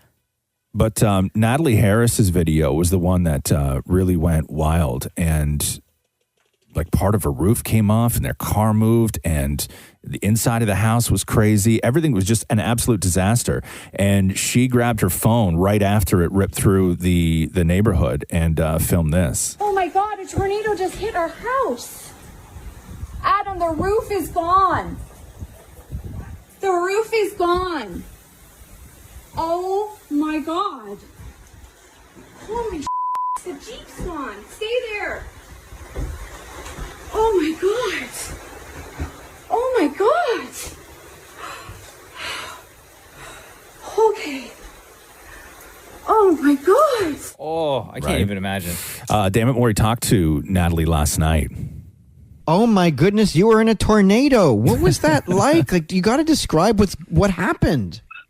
Well, I was just going over to visit my son and my two dogs, and his dad was at Costco and saw a garbage fly across and break into a window. So he called us right away and said, get into the basement. And we did. And 30 seconds later, we heard the tornado on the house, and we were huddled in a corner. And Adam, my son, was just saying, Mom, stay down, stay down. And dust just started like pluming down into the basement. So we knew it was probably pretty bad, but we had no idea how long it was going to last. And then finally, when it stopped, I went upstairs. I couldn't get out. The basement door was jammed because it was so damaged. And I opened the door, and there's sky. The everything, the roof is gone. Oh, his room, if he was in his room, I don't know what would have happened to him. His dad's room's gone. And then we went outside, and it's just pure destruction. I mean, cars are flipped over. My car's totally totaled. Our next door neighbor's house is flattened like a pancake. Like, it's just, everything is just destroyed. Was there any warning? The tornado warning came after, like the emergency alert. It did. It came after. What did the tornado sound like? What was the sound? Banging, banging, banging. You could kind of hear the wind, but I think the house's noise was kind of so loud that you couldn't really hear, and it was so quick. I was just waiting. I was looking into my poor son's eyes, and I'm like, this could be it. Like, we have no idea. Oh my God, my heart. And I'm watching a video of like people posting that when it was actually ripping through the neighborhood, like what the trees scary. and stuff looked like. Oh my God. But yeah, that like absolute just like devastation. Like, and again, you never cars, think that flipped right over, roofs ripped off, and something like this that you typically see don't down south in the States. Why would you think that? Like, you don't think that. Like, that's one of the great things of living where we live is we don't have to deal with tsunamis. Yeah, we don't have to deal for the most part with hurricanes, for the tornadoes, earthquakes. Like, we don't have to deal with it. We have crap winters.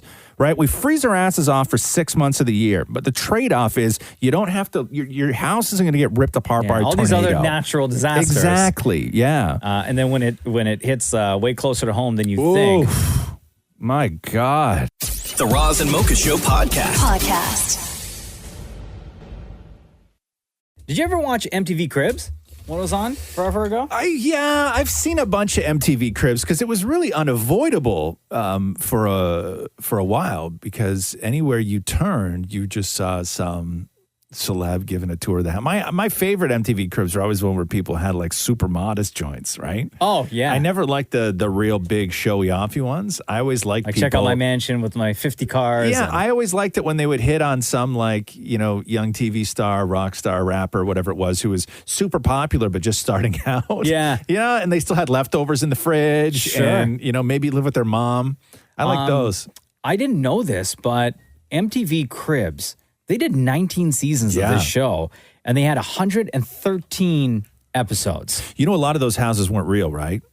What do you mean? A lot of the houses on MTV Cribs were not the cribs of That the people came out, that were right? Like they that said were that. not the houses of the people that were showing them off. Really? Yeah, no. Whose a houses lot of were them. They were just either rented or for sales or And the stuff too, like the cars. and all yeah. Like a lot of MTV Cribs were Really? staged, completely staged. It's like the new one, like Architectural Digest YouTube channel where they celebrities welcome them in. Is that Yeah, like the new one? And that's basically legit. Yeah, that's crazy. So the reason why I bring up MTV Cribs is because they're bringing the show back. Wow. And they've already got like a lineup of stars that I assume now, because as you guys said, like the secret's out that it weren't really the homes. A lot of it was. I assume now that they are the homes. Well, of these yeah, people, because right? now Instagram exists, so you know what somebody's living room looks like just from their own pictures on social. Yeah, August 11th is when they're going to premiere it, and so far they've released a lineup: Martha Stewart, Snooki from Jersey Shore, Rick Ross, Big Sean, JoJo Siwa. Oh wow! Scott Disick, Ashley Simpson.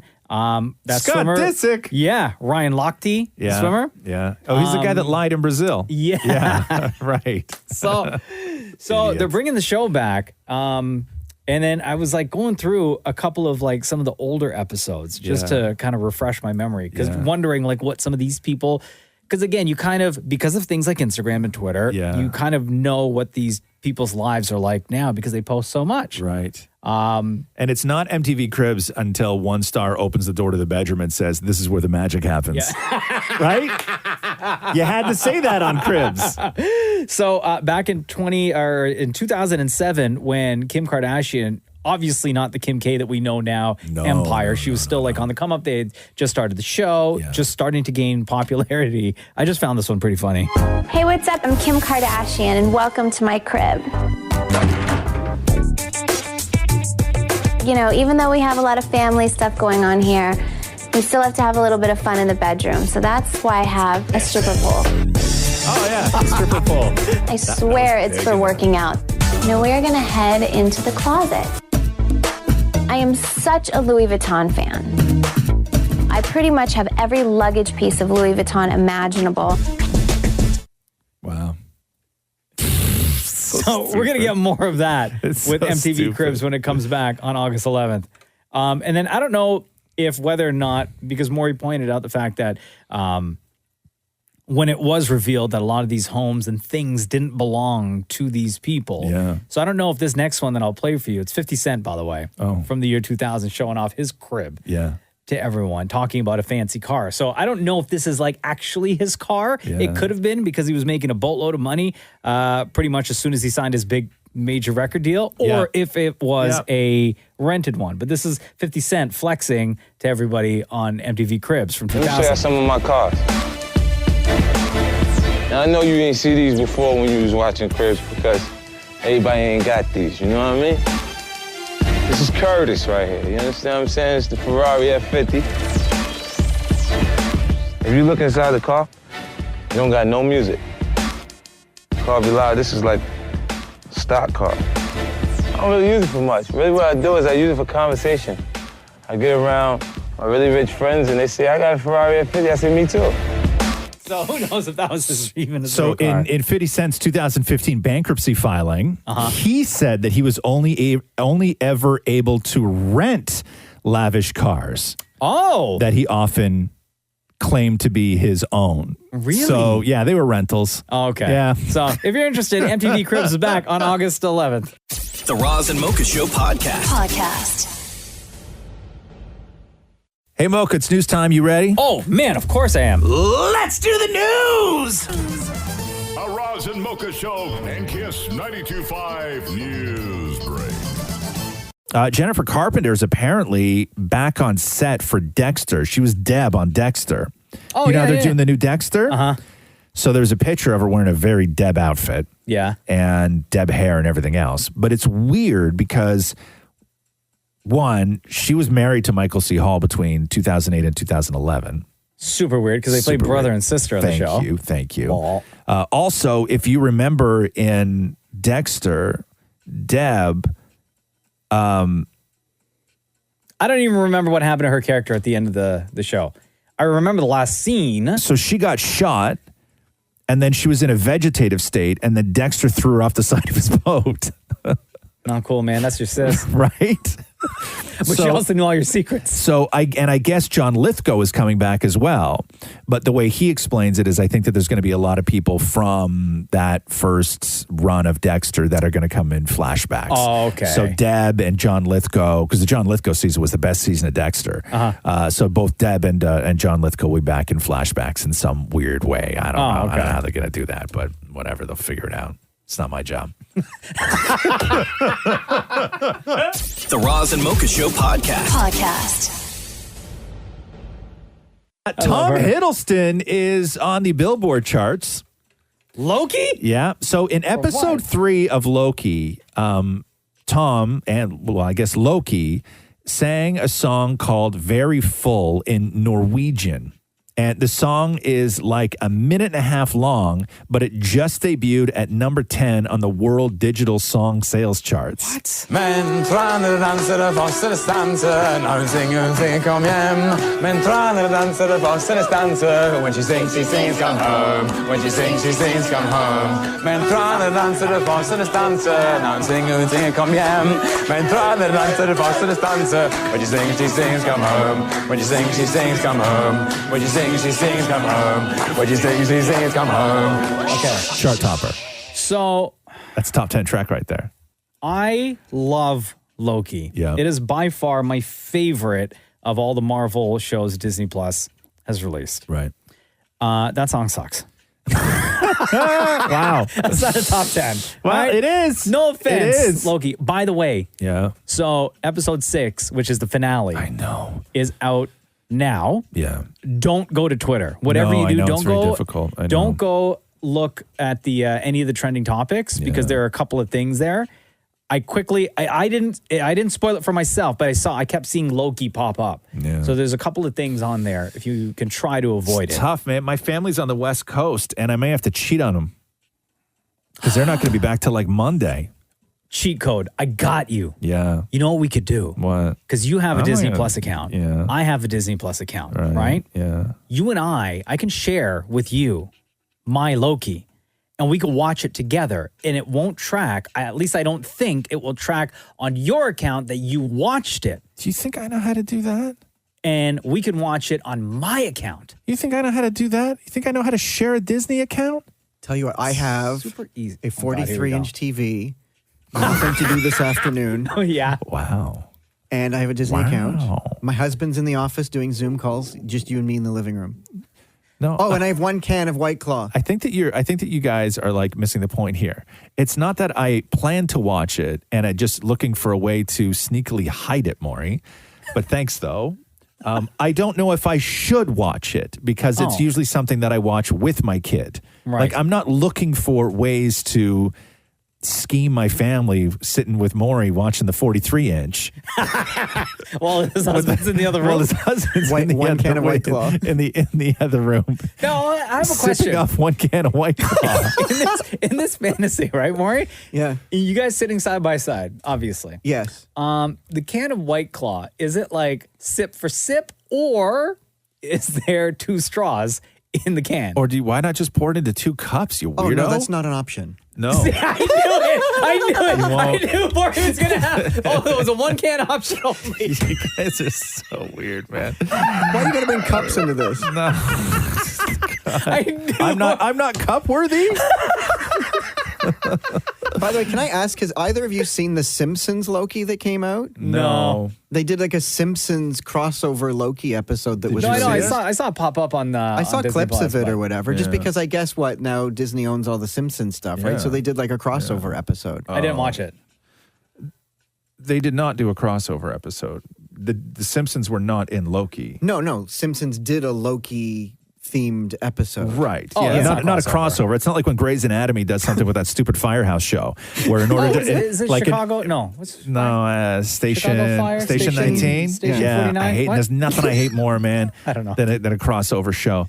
Don't stop pushing that on me. I shouldn't have to watch a show I don't watch to understand. But I think it's the way what's for them happening to on a promote show. Of course it is. the other show, so maybe you'll dig that I will show. never watch it though. I would have watched Station 19 if I wanted to watch Station 19. Mm-hmm. Right? I shouldn't have to watch Station 19 to enjoy an episode of Grey's Anatomy. But look at all the One of promo you've just given for it. they can take it. So what do you think? 7 o'clock tonight, my Disney account? No, I'm not. No, that's No, he not. can't no, do that. He's going to be with me at 6. Oh my God. With the one white claw. The Roz and Mocha Show podcast. Madonna released a clip of her reading a portion from the script for her upcoming biopic that she's working on with Diablo Cody. Okay. You have any interest in listening to Madonna read some of the script? No, because I'm not going to watch that movie. Oh.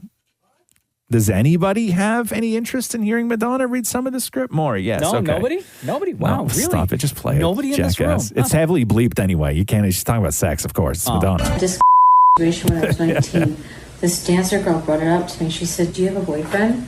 I looked at her like she was speaking Arabic. "I don't blame you. It's so much more enjoyable," she said. "Madonna, the concept of had not even occurred to me." "What do you mean?"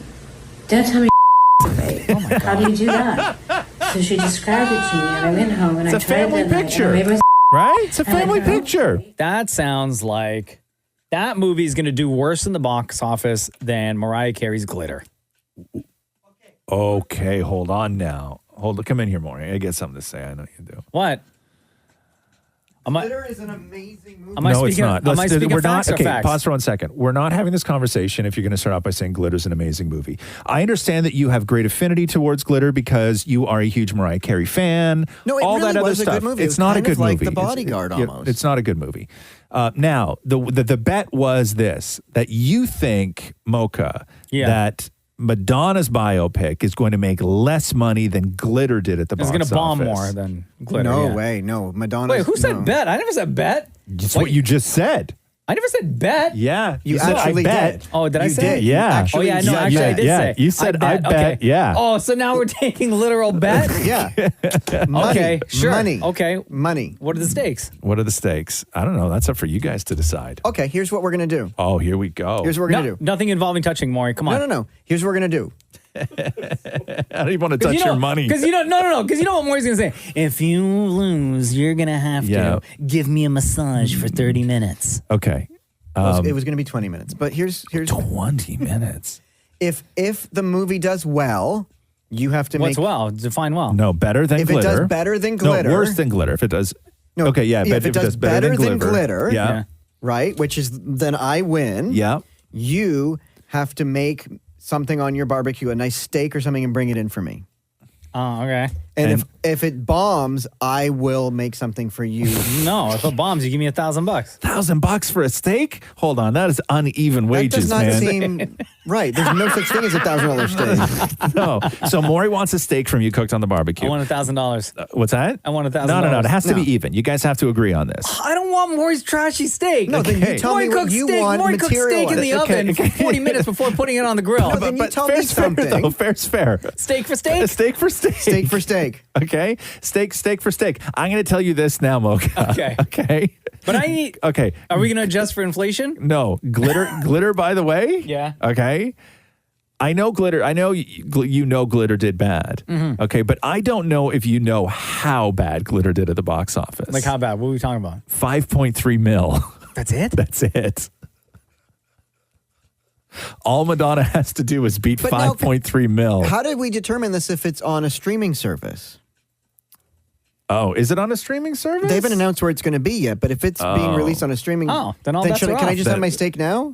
No. What a stupid bet. You two jabronis. What a stupid bet. The Roz and Mocha Show podcast. So last night on America's Got Talent, the Jones from Police Academy auditioned. You know the guy from Police Academy that did all the voices? Oh my God, I love that guy. So he auditioned for America's Got Talent last night. Listen to this. Obviously, we all know you from the Police Academy movies. Tell me why you decided to come on America's Got Talent. Well, my son Britton said, this is America's Got Talent. You can come out here and be anything you want instead of being forced to be something you don't. Best of luck. Thank you. To keep myself occupied, my mom and dad gave me my first radio. Rock and roll. Damn. Dude, he's so good. Another one bites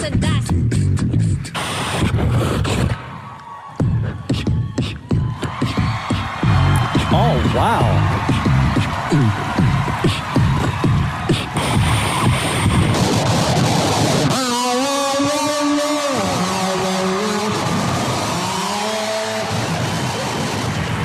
Oh my God. He's crazy. That's all with his mouth. Howie. Yes. Heidi. Do you remember him? Did you ever see the Police Academy movies? I know who he is. Monsignor Dr. Marvell Jones? Oh my God. I don't know his full name. Oh. How do you not remember Monsignor Dr. Marvell Jones? You got all the names in there. The Roz and Mocha Show podcast.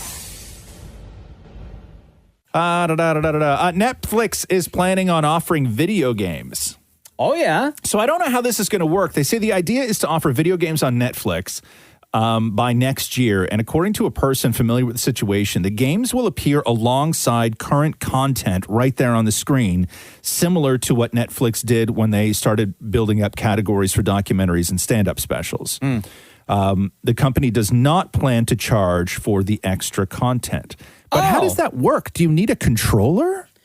I wonder Do you play if the game right on Netflix on the platform, or does it integrate with your PS5, or how does it work? I don't even know. A couple ways I think this could work is maybe through the Netflix app on your phone, right? And they might, I don't know if this is true or not, but they might have what do you call it? Like a controller, a digital controller on your phone. Or maybe you would just have to use your remote, left, right, up, down. Or maybe you could Bluetooth a controller that you have already for like an Xbox or a PlayStation. So you got to have extra hardware now? Maybe, I don't know. I have no idea. Yeah. That's what I just assumed. Yeah, it's interesting because I don't know how that would work. Yeah. How you actually, games are great. Don't get me wrong. They're not going to be, we're not talking, I don't know. I was just going to say Halo, but I'm sure that there's a more contemporary reference than Halo. We're not talking Halo. We're talking more like the games that you would play on your phone, right? Sure. Like something dumb, time-consuming, all of that kind of thing. A little bit more simple. Yeah. Okay. Roxy plays this new version of Frogger that's really great. I don't know what it's called. It's not called Frogger, but she was looking at it. I'm like, what are you playing? She said the name of it. I'm like, that's Frogger. She's like, what's Frogger? I'm like, what you're playing? She's like, I'm playing this. And I'm like, never mind. She's like, okay, boomer. Yeah, exactly. But yeah, very basic games, I would say. But I don't know. I don't know. But they're going to be free, and they figure that this is the way to sort of set themselves apart now because that streaming world is getting crowded. Yeah. The Roz and Mocha Show podcast. I always keep a half an eye on what's going on with the Cannes Film Festival whenever it's happening because every now and then you get one of those weirdo movies that just blows people away. Okay. First of all, the Cannes Film Festival, one of the most beautiful trips I've ever been on in my life. How many times have you gone? I've gone twice, I think. Yeah. It's like, it's wild. Unreal? It's unreal. It's unreal. That part of France is it's absolute. You feel real fancy when you're out there? You do. Yeah, like you do, and you just immediately start acting French. It's like 8:30 in the morning, you walk down to one of those little trucks and you grab like a what do they call it? Like a jambon pants, something like that. It's jambon pants? Yeah, jambon pants. Okay. Yeah, no, it's like What's a big that? baguette with ham in it. And everything is made fresh, like right there. And they just slice it up for you and stick it on this glorious baguette. Anyway, so I was keeping half an eye on the Cannes Film Festival, as I always do, to find out if this was one of those years where one of these bonkers films just blows everybody away. John Bon Pants, either good or bad. So there's a French movie by director Julie Dacarno. It's called Titane. And Titane tells the story of a young woman who has sex with cars, kills without care, and pretends to be a boy despite being pregnant by a vintage Cadillac. Huh? You just blew my John Bon Pants off. You want me to read the description again? Yeah. Okay, Titane tells the story of a young woman who has sex with cars, kills without care, and pretends to be a boy despite being pregnant by a vintage Cadillac. Okay, then. Okay. And you're like, okay, well, who would make such a thing, right? Like where does this movie even come from? So the director does an interview with the Associated Press. She says that at the time when she was writing it, she had a lot of anger.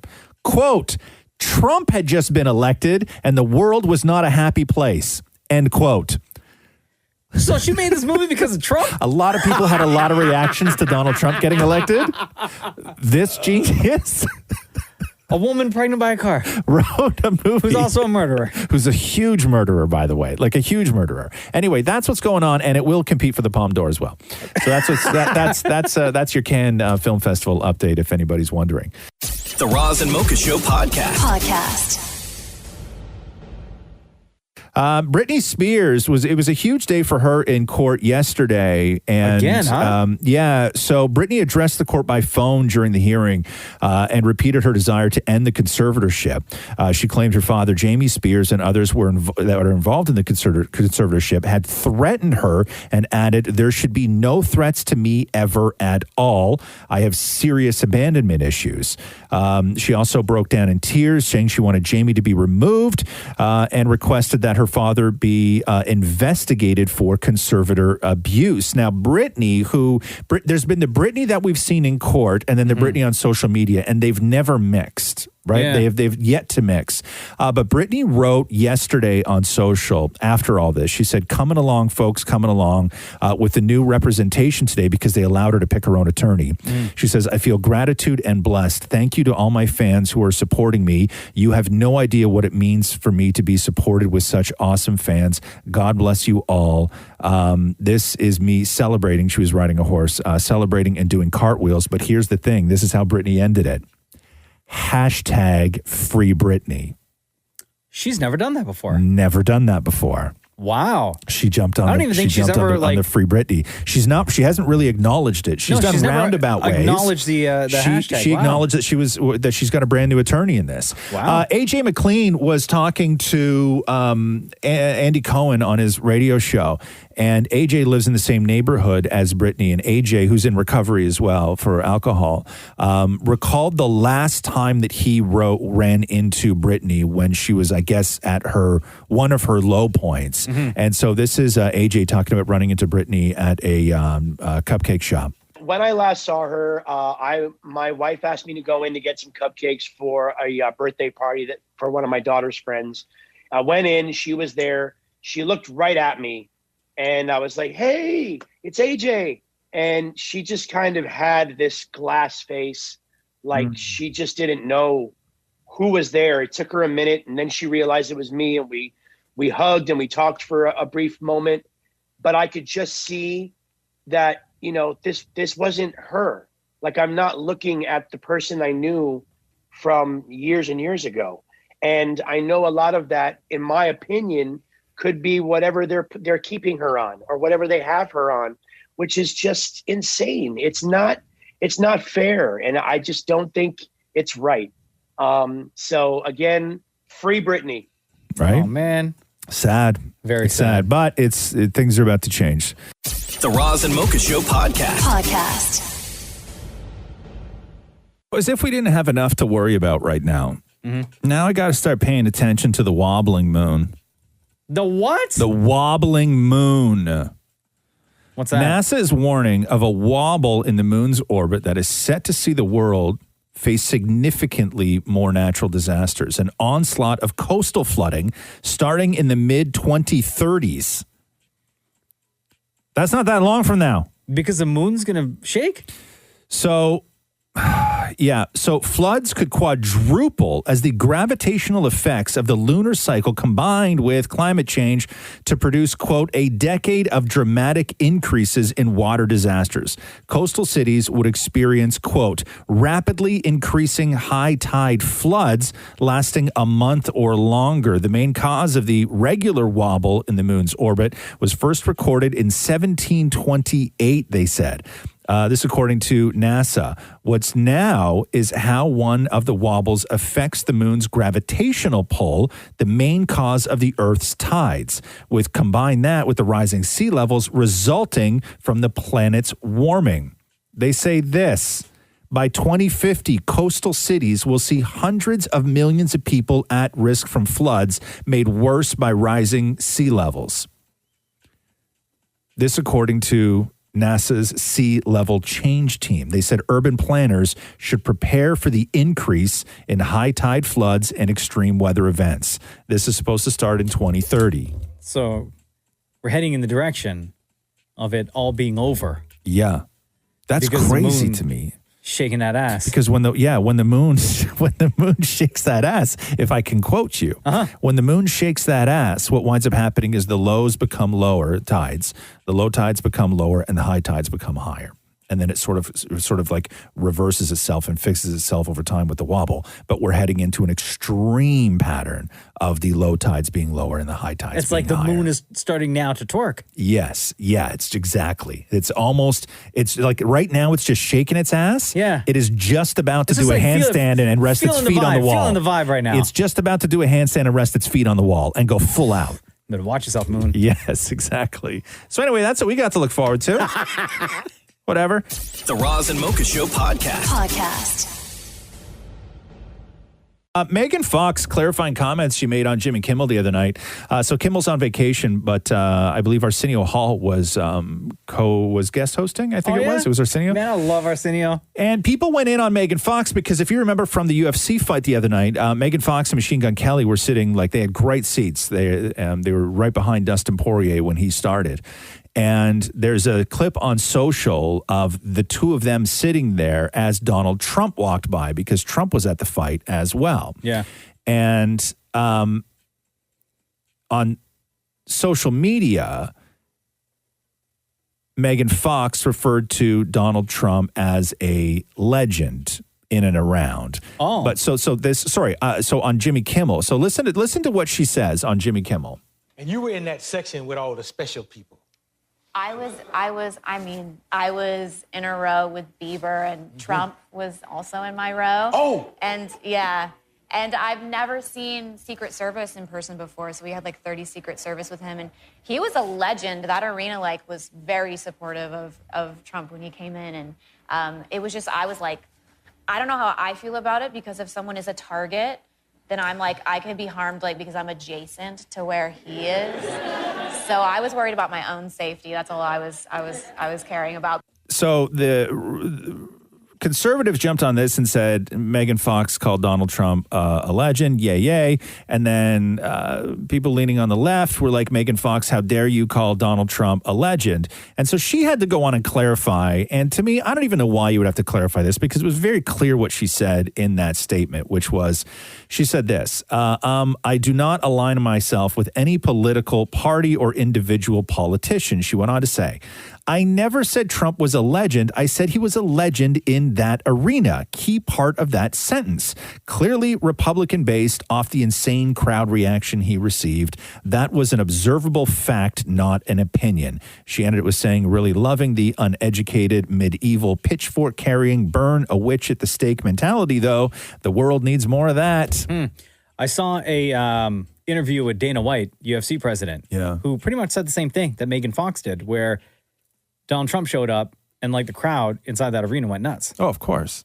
Yeah. Those are his people, Yeah. right? Those are his people. But UFC is bigger than ever right now. When a lot of the other sort of leagues are struggling, with viewership and with everything else, UFC is they're crushing it right now. But no, Megan Fox did not call Donald Trump a legend. She said that he was a legend in that room. Yeah, it was not her opinion, right?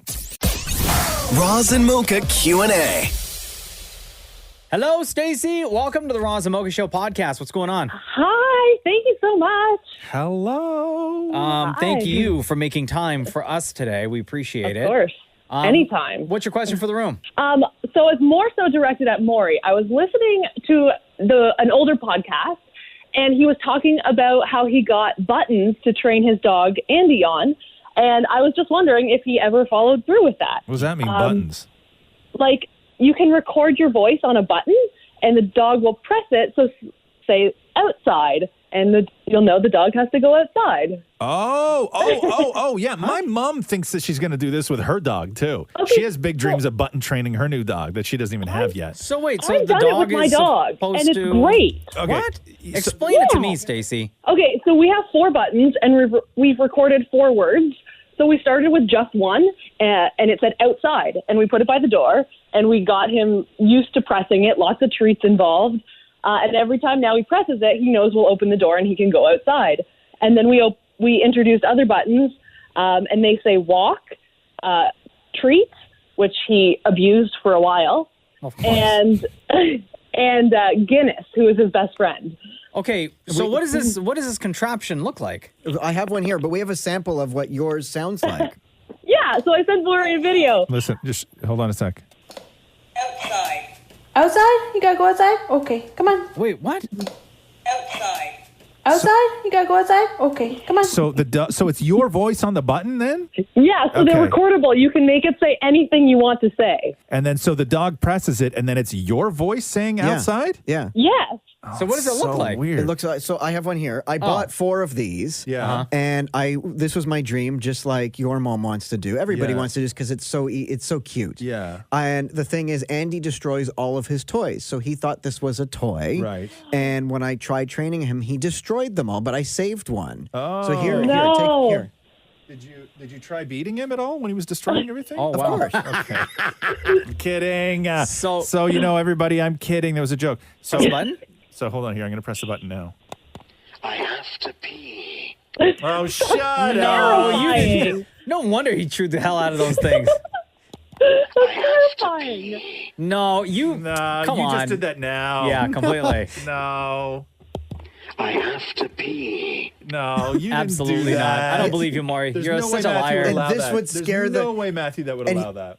He would destroy these or run away. Like he used to get scared of these. Yeah, my only thing with these, right, with these buttons, I Mhm. feel like, and I don't know, you tell me, Stacey, because it seems to Yeah. work in your home, but I Yeah. feel like because dogs are dogs, they're just dumb, right? Yeah. No, They'll he wanna- is not dumb. They'll want to abuse those buttons like crazy because they always Yes. want to be outside. They Yes. always want to be playing. They always want treats. Like I don't think that a dog will, in his or her mind, say, "Well, I feel like going outside right now," as opposed to hanging out inside for the past 6 hours, Right. And press the button. People also if you do were to the give, bell. if you were to give a dog a choice, Yeah. that dog would be like, "Of course, I want to be outside, rolling around like crazy all friggin' day." Yeah, I think you wasted a button on the treats one. Because Yeah, absolutely. dogs just perpetually want treats all the time. Uh-huh. Oh, absolutely. And sometimes he doesn't need to does tell abuse- you that, though, right? People also do the bell thing where they put a bell by the door and the dog will ring the bell every time it wants I to think go that's out. what my mom wants to do. I think The my bell dog. one? I The think bell my train. mom I wants have seen that to one. bell train the dog. Yeah, I've Do you seen mean that. too. Andy's niece? What's that? You mean Andy's niece? Oh, don't even start with me with that. Between you and the breeder that's like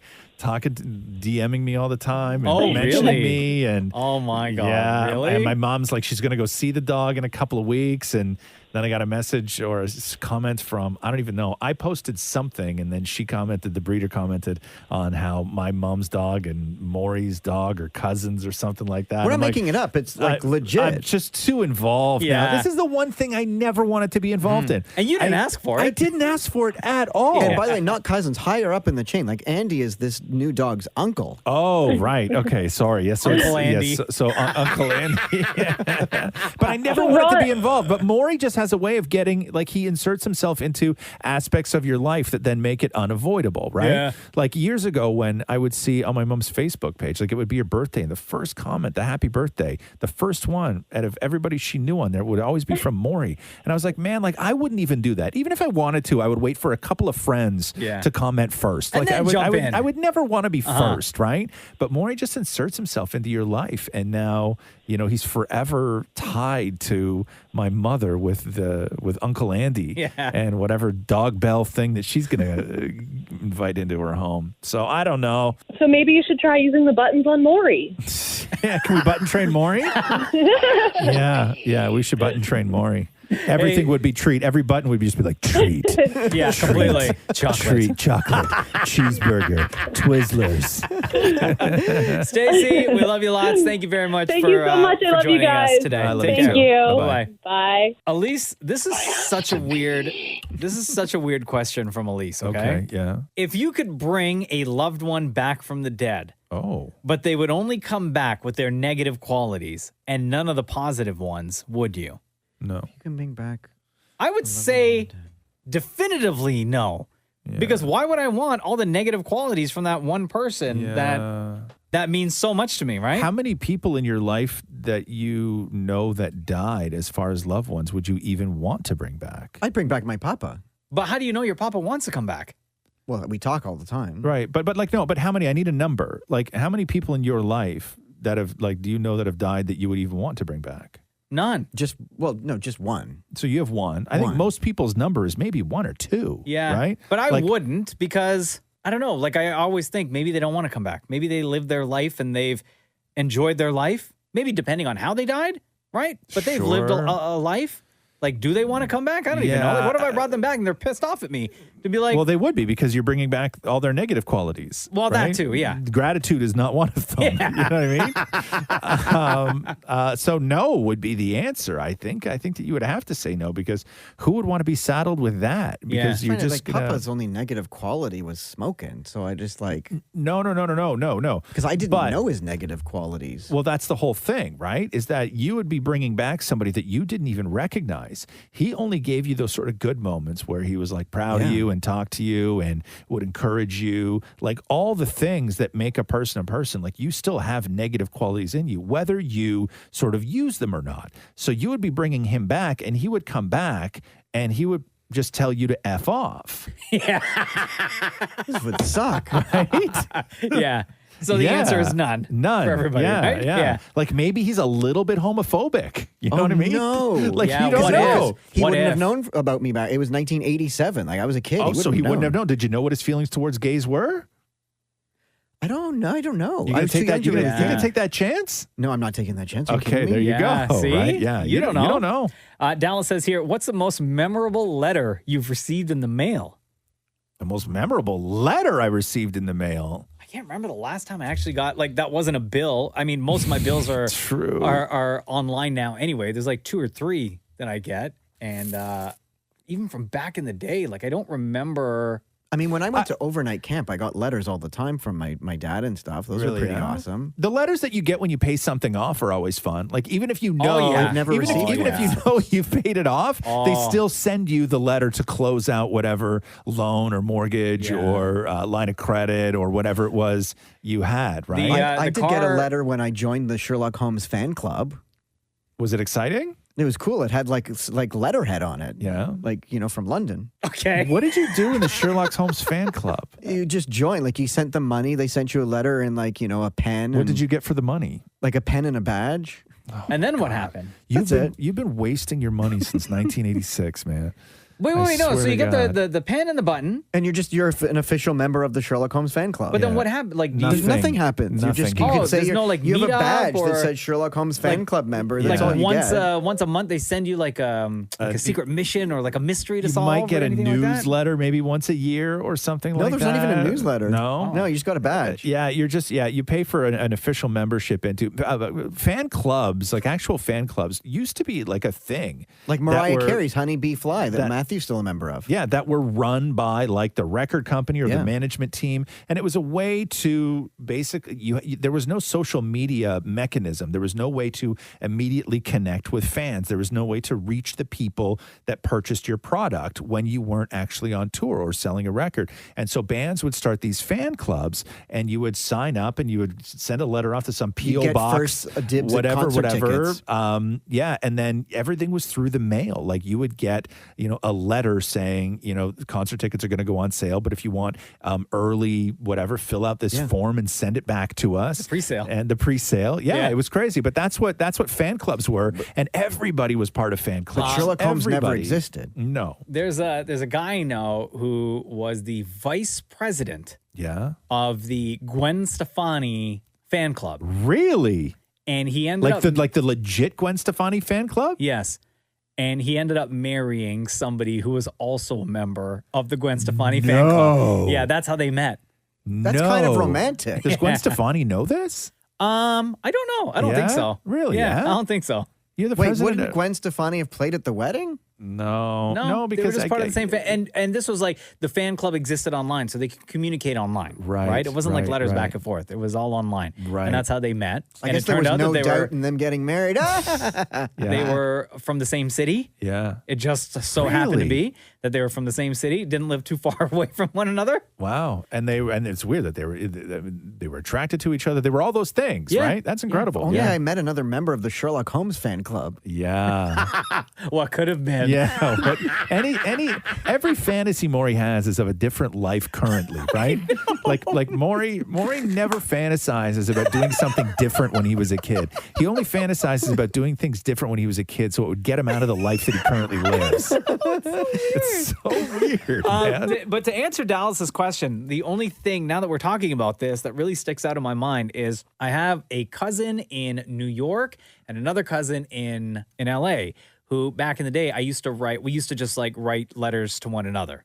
Okay. Like I would write to the one in New York, she'd write me back. I'd write one to the one in Cali and she'd write me back. So that's the only kind of big memory that I have of like receiving letters because I would send one off and be like, ooh, I wonder when I'm going to get this next letter from my cousin. Mm-hmm. Yeah. Right? Yeah, that's exciting. Oh my God, I got sent a nude. What? Picture, developed picture. When? Oh, years ago. Oh. Years and years and years. The way you said ago. it, I thought it would like happen recently. No. It was like I was living at home. Uh-huh. Like I was living at my parents' house. Yeah. And I got a nude sent to me.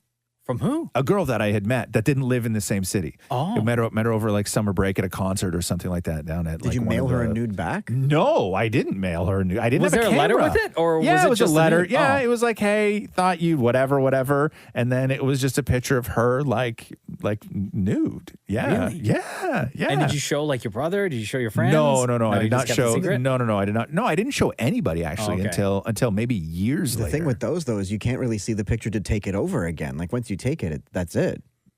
Yeah. You get it developed. You don't know how it's going to Yeah, look. there was something charming about those, though. when, And then just obviously pictures got rid on of it. film. Yeah, I got rid of all that stuff and I got If rid you of were it. Maury, you'd put it in a shoebox and like hang on to it forever. Are you kidding me? I have like a bin full of old letters. No, God, no. But I didn't write letters. I don't know if I've ever written somebody a letter, to be honest. Oh, with really? You. And sent it in the mail. I've kept. I I don't still think I have have. letters that I got when I applied for jobs when I was a kid. Like I have the rejection letters. When you were a kid. Like I applied when I was like in my teenager, like 13 or whatever, and I applied for radio jobs. I still have the rejection letters. Why would you keep on to that stuff? Because my whole dream was to like, write them now and be like, haha. Look at me now. I hate my life. Joke's on you. You could have had this. I know. I'm so much fun to be around. Ask anyone.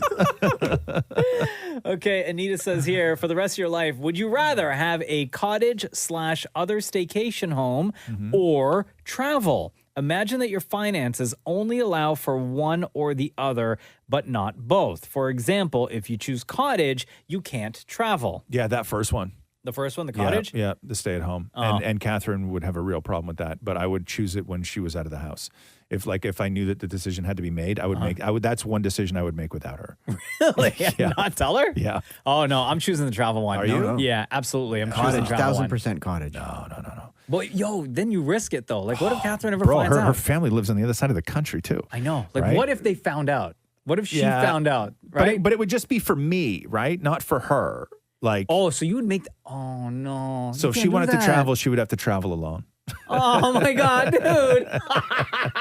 I couldn't give up the idea of I couldn't give up having that sort of solitude and that peacefulness that I get when we do go to the cottage. And I detest traveling so much that to me it's an absolute no-brainer. Like there is not even a question. I've seen enough of the world to know that I don't need to see any more of it. Really? Yeah. No, I love traveling. I'm down for it. I love can't pick traveling. I can't pick that cottage one. But there's something cool about having a place that's always yours, your picture frames on the wall, your pie in the fridge. Like, that's cool. He's just talking about regular life Is at home, pie bro. in the fridge a euphemism for something that we don't know about? You know what I'm saying? But text Matthew real quick. Just say pie in the fridge. and see what he Question mark, says. question mark, question mark. See what he writes back. Yeah, he'd be like, oh, you ready to talk? Yeah. Leah says here, favorite topping on an English muffin. Oh, Just easy. Breakfast stuff. Sausage, egg, cheese. English muffin. Boom. Done. Dan Maury. Cheese, 1000%.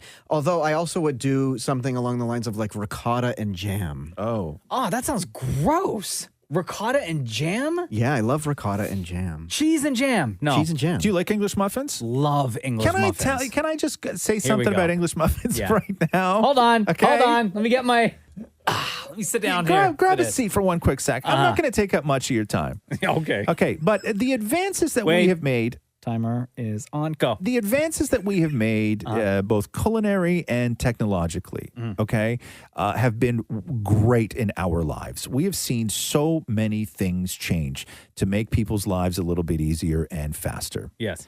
How the hell have they not made an English muffin that does not take 5 times the amount of time to toast that it does a regular piece of bread? Does it? I've English never noticed. muffins take forever. That thing's popping up and you're slamming it back down. It's popping up again and you're slamming it back down. English muffins take forever to toast. I've never actually noticed. Forever. Most people toast them? Oh, yeah. Oh, I just cut mine and eat it as is. Really? That so tastes like dry. a sponge, though. I don't no like thanks. toasted things. Really? No, Huh? I don't Buns? like toasted. No, Nothing? No, I don't even toast. No, not at Like all. on a burger? You don't No. toast the So, bun like, a I hate little? that. If you were to have breakfast and you had like eggs, bacon, you wouldn't have it with toast? Like if you... Piece of bread.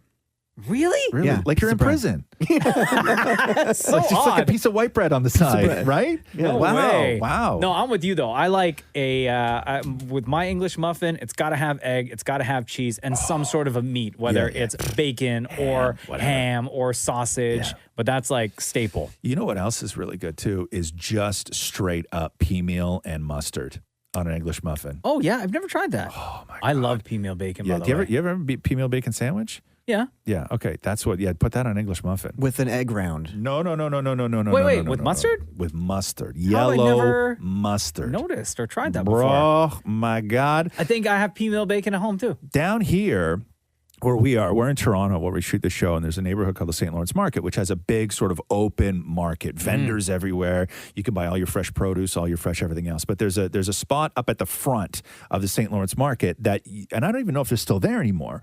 And their specialty was every single morning there was a lineup out the door and 50 people deep because it was just Future's Bakery? No, pea meal bacon sandwiches, right? And I used to go there every single day and get a pea meal bacon sandwich on a bun with yellow mustard. And they would stack it like 5 high. Oh, like it was the so best. hot and Yeah. so thick. Yeah. And it like just fried pea meal bacon with yellow mustard on a fresh bun, toasted lightly on the inside. Oh, it was the get outta here. best thing ever. It was the best thing ever. That's one of my favorite sandwiches still to this day is a pea meal bacon sandwich with mustard. What's the difference between an English muffin and a crumpet?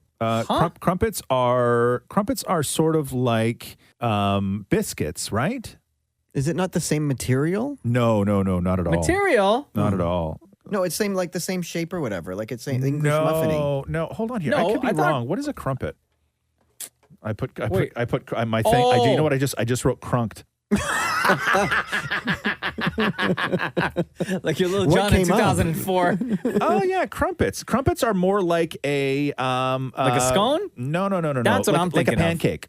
Oh, okay. Yeah, no, I for some reason when you said crumpet in my mind, I thought of the shape of a scone or the look of a Oh, scone. no, I know that crumpet and English muffin to me are very similar. Yeah, they sort of look it, but they're more cakey. Oh, okay. More cakey. English muffins more bready. Crumpets more cakey. Pogo asks this: What are Roz and Damnit Maury's nationality other than Canadian? Of course, I know the rest of the crew are Guyanese, but I've always wondered about Roz and Damnit Maury. Jewish. White trash.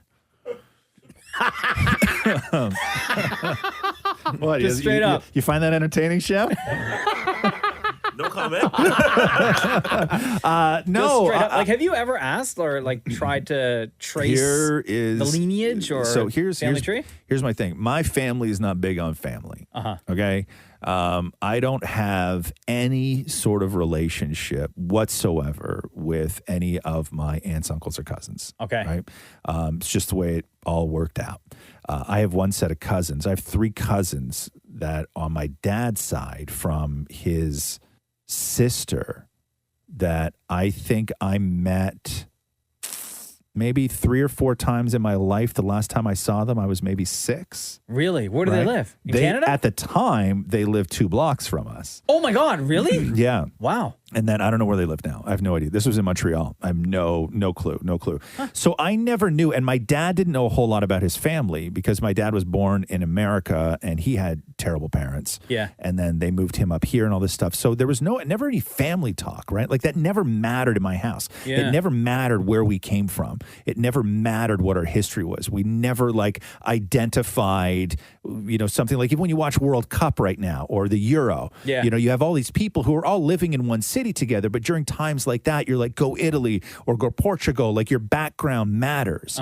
My background never mattered. I never had a background. Yeah. Right. I was just like white. Right. Like that was it. Right. Yeah. And And then it's not like you can go around being like right now, being like, yo, go white. no, right. Yeah. Right. Yeah. You gotta niche it down a little bit. Right. Switzerland. Why don't I just be Swiss?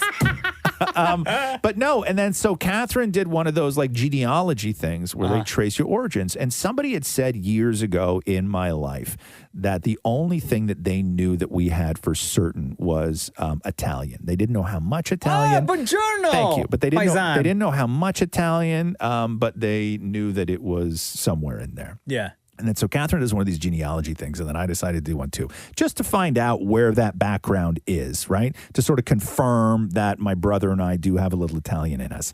And then so I do it, and there's zero Italian. Like the whole thing that I thought maybe we had my whole life, thank God I didn't say it out loud, was a complete lie or a mistake. And I looked at it, and I think that I am vast majority English. Oh, okay. Like European English and maybe a little bit of one of those other sort of European places, right? Sure. So white. Okay. Straight up white. Yeah. I'm the most white that you can like really possibly find. Like I don't identify as anything. Like I have no ties to any sort of culture or anything. None. Zero. Dan Mori. Jewish. That's it. Jewish from? Well, my dad's parents are from Poland. Yeah. My mom's parents are, I have absolutely no idea. Where do you think, though? Have you heard anything? My grandmother, they were all born in Brantford, Ontario. Okay, so Poland and Brantford. Yeah. Right, yeah. So by the Dairy Queen. Yeah. Maury, also white. Right? Poland by way of the Dairy Queen in Brantford. Exactly, yeah. Wow, you guys really are white. Yeah. It's like pierogies and mash on this side of the room. With a side of lemon meringue Yeah, pie. exactly.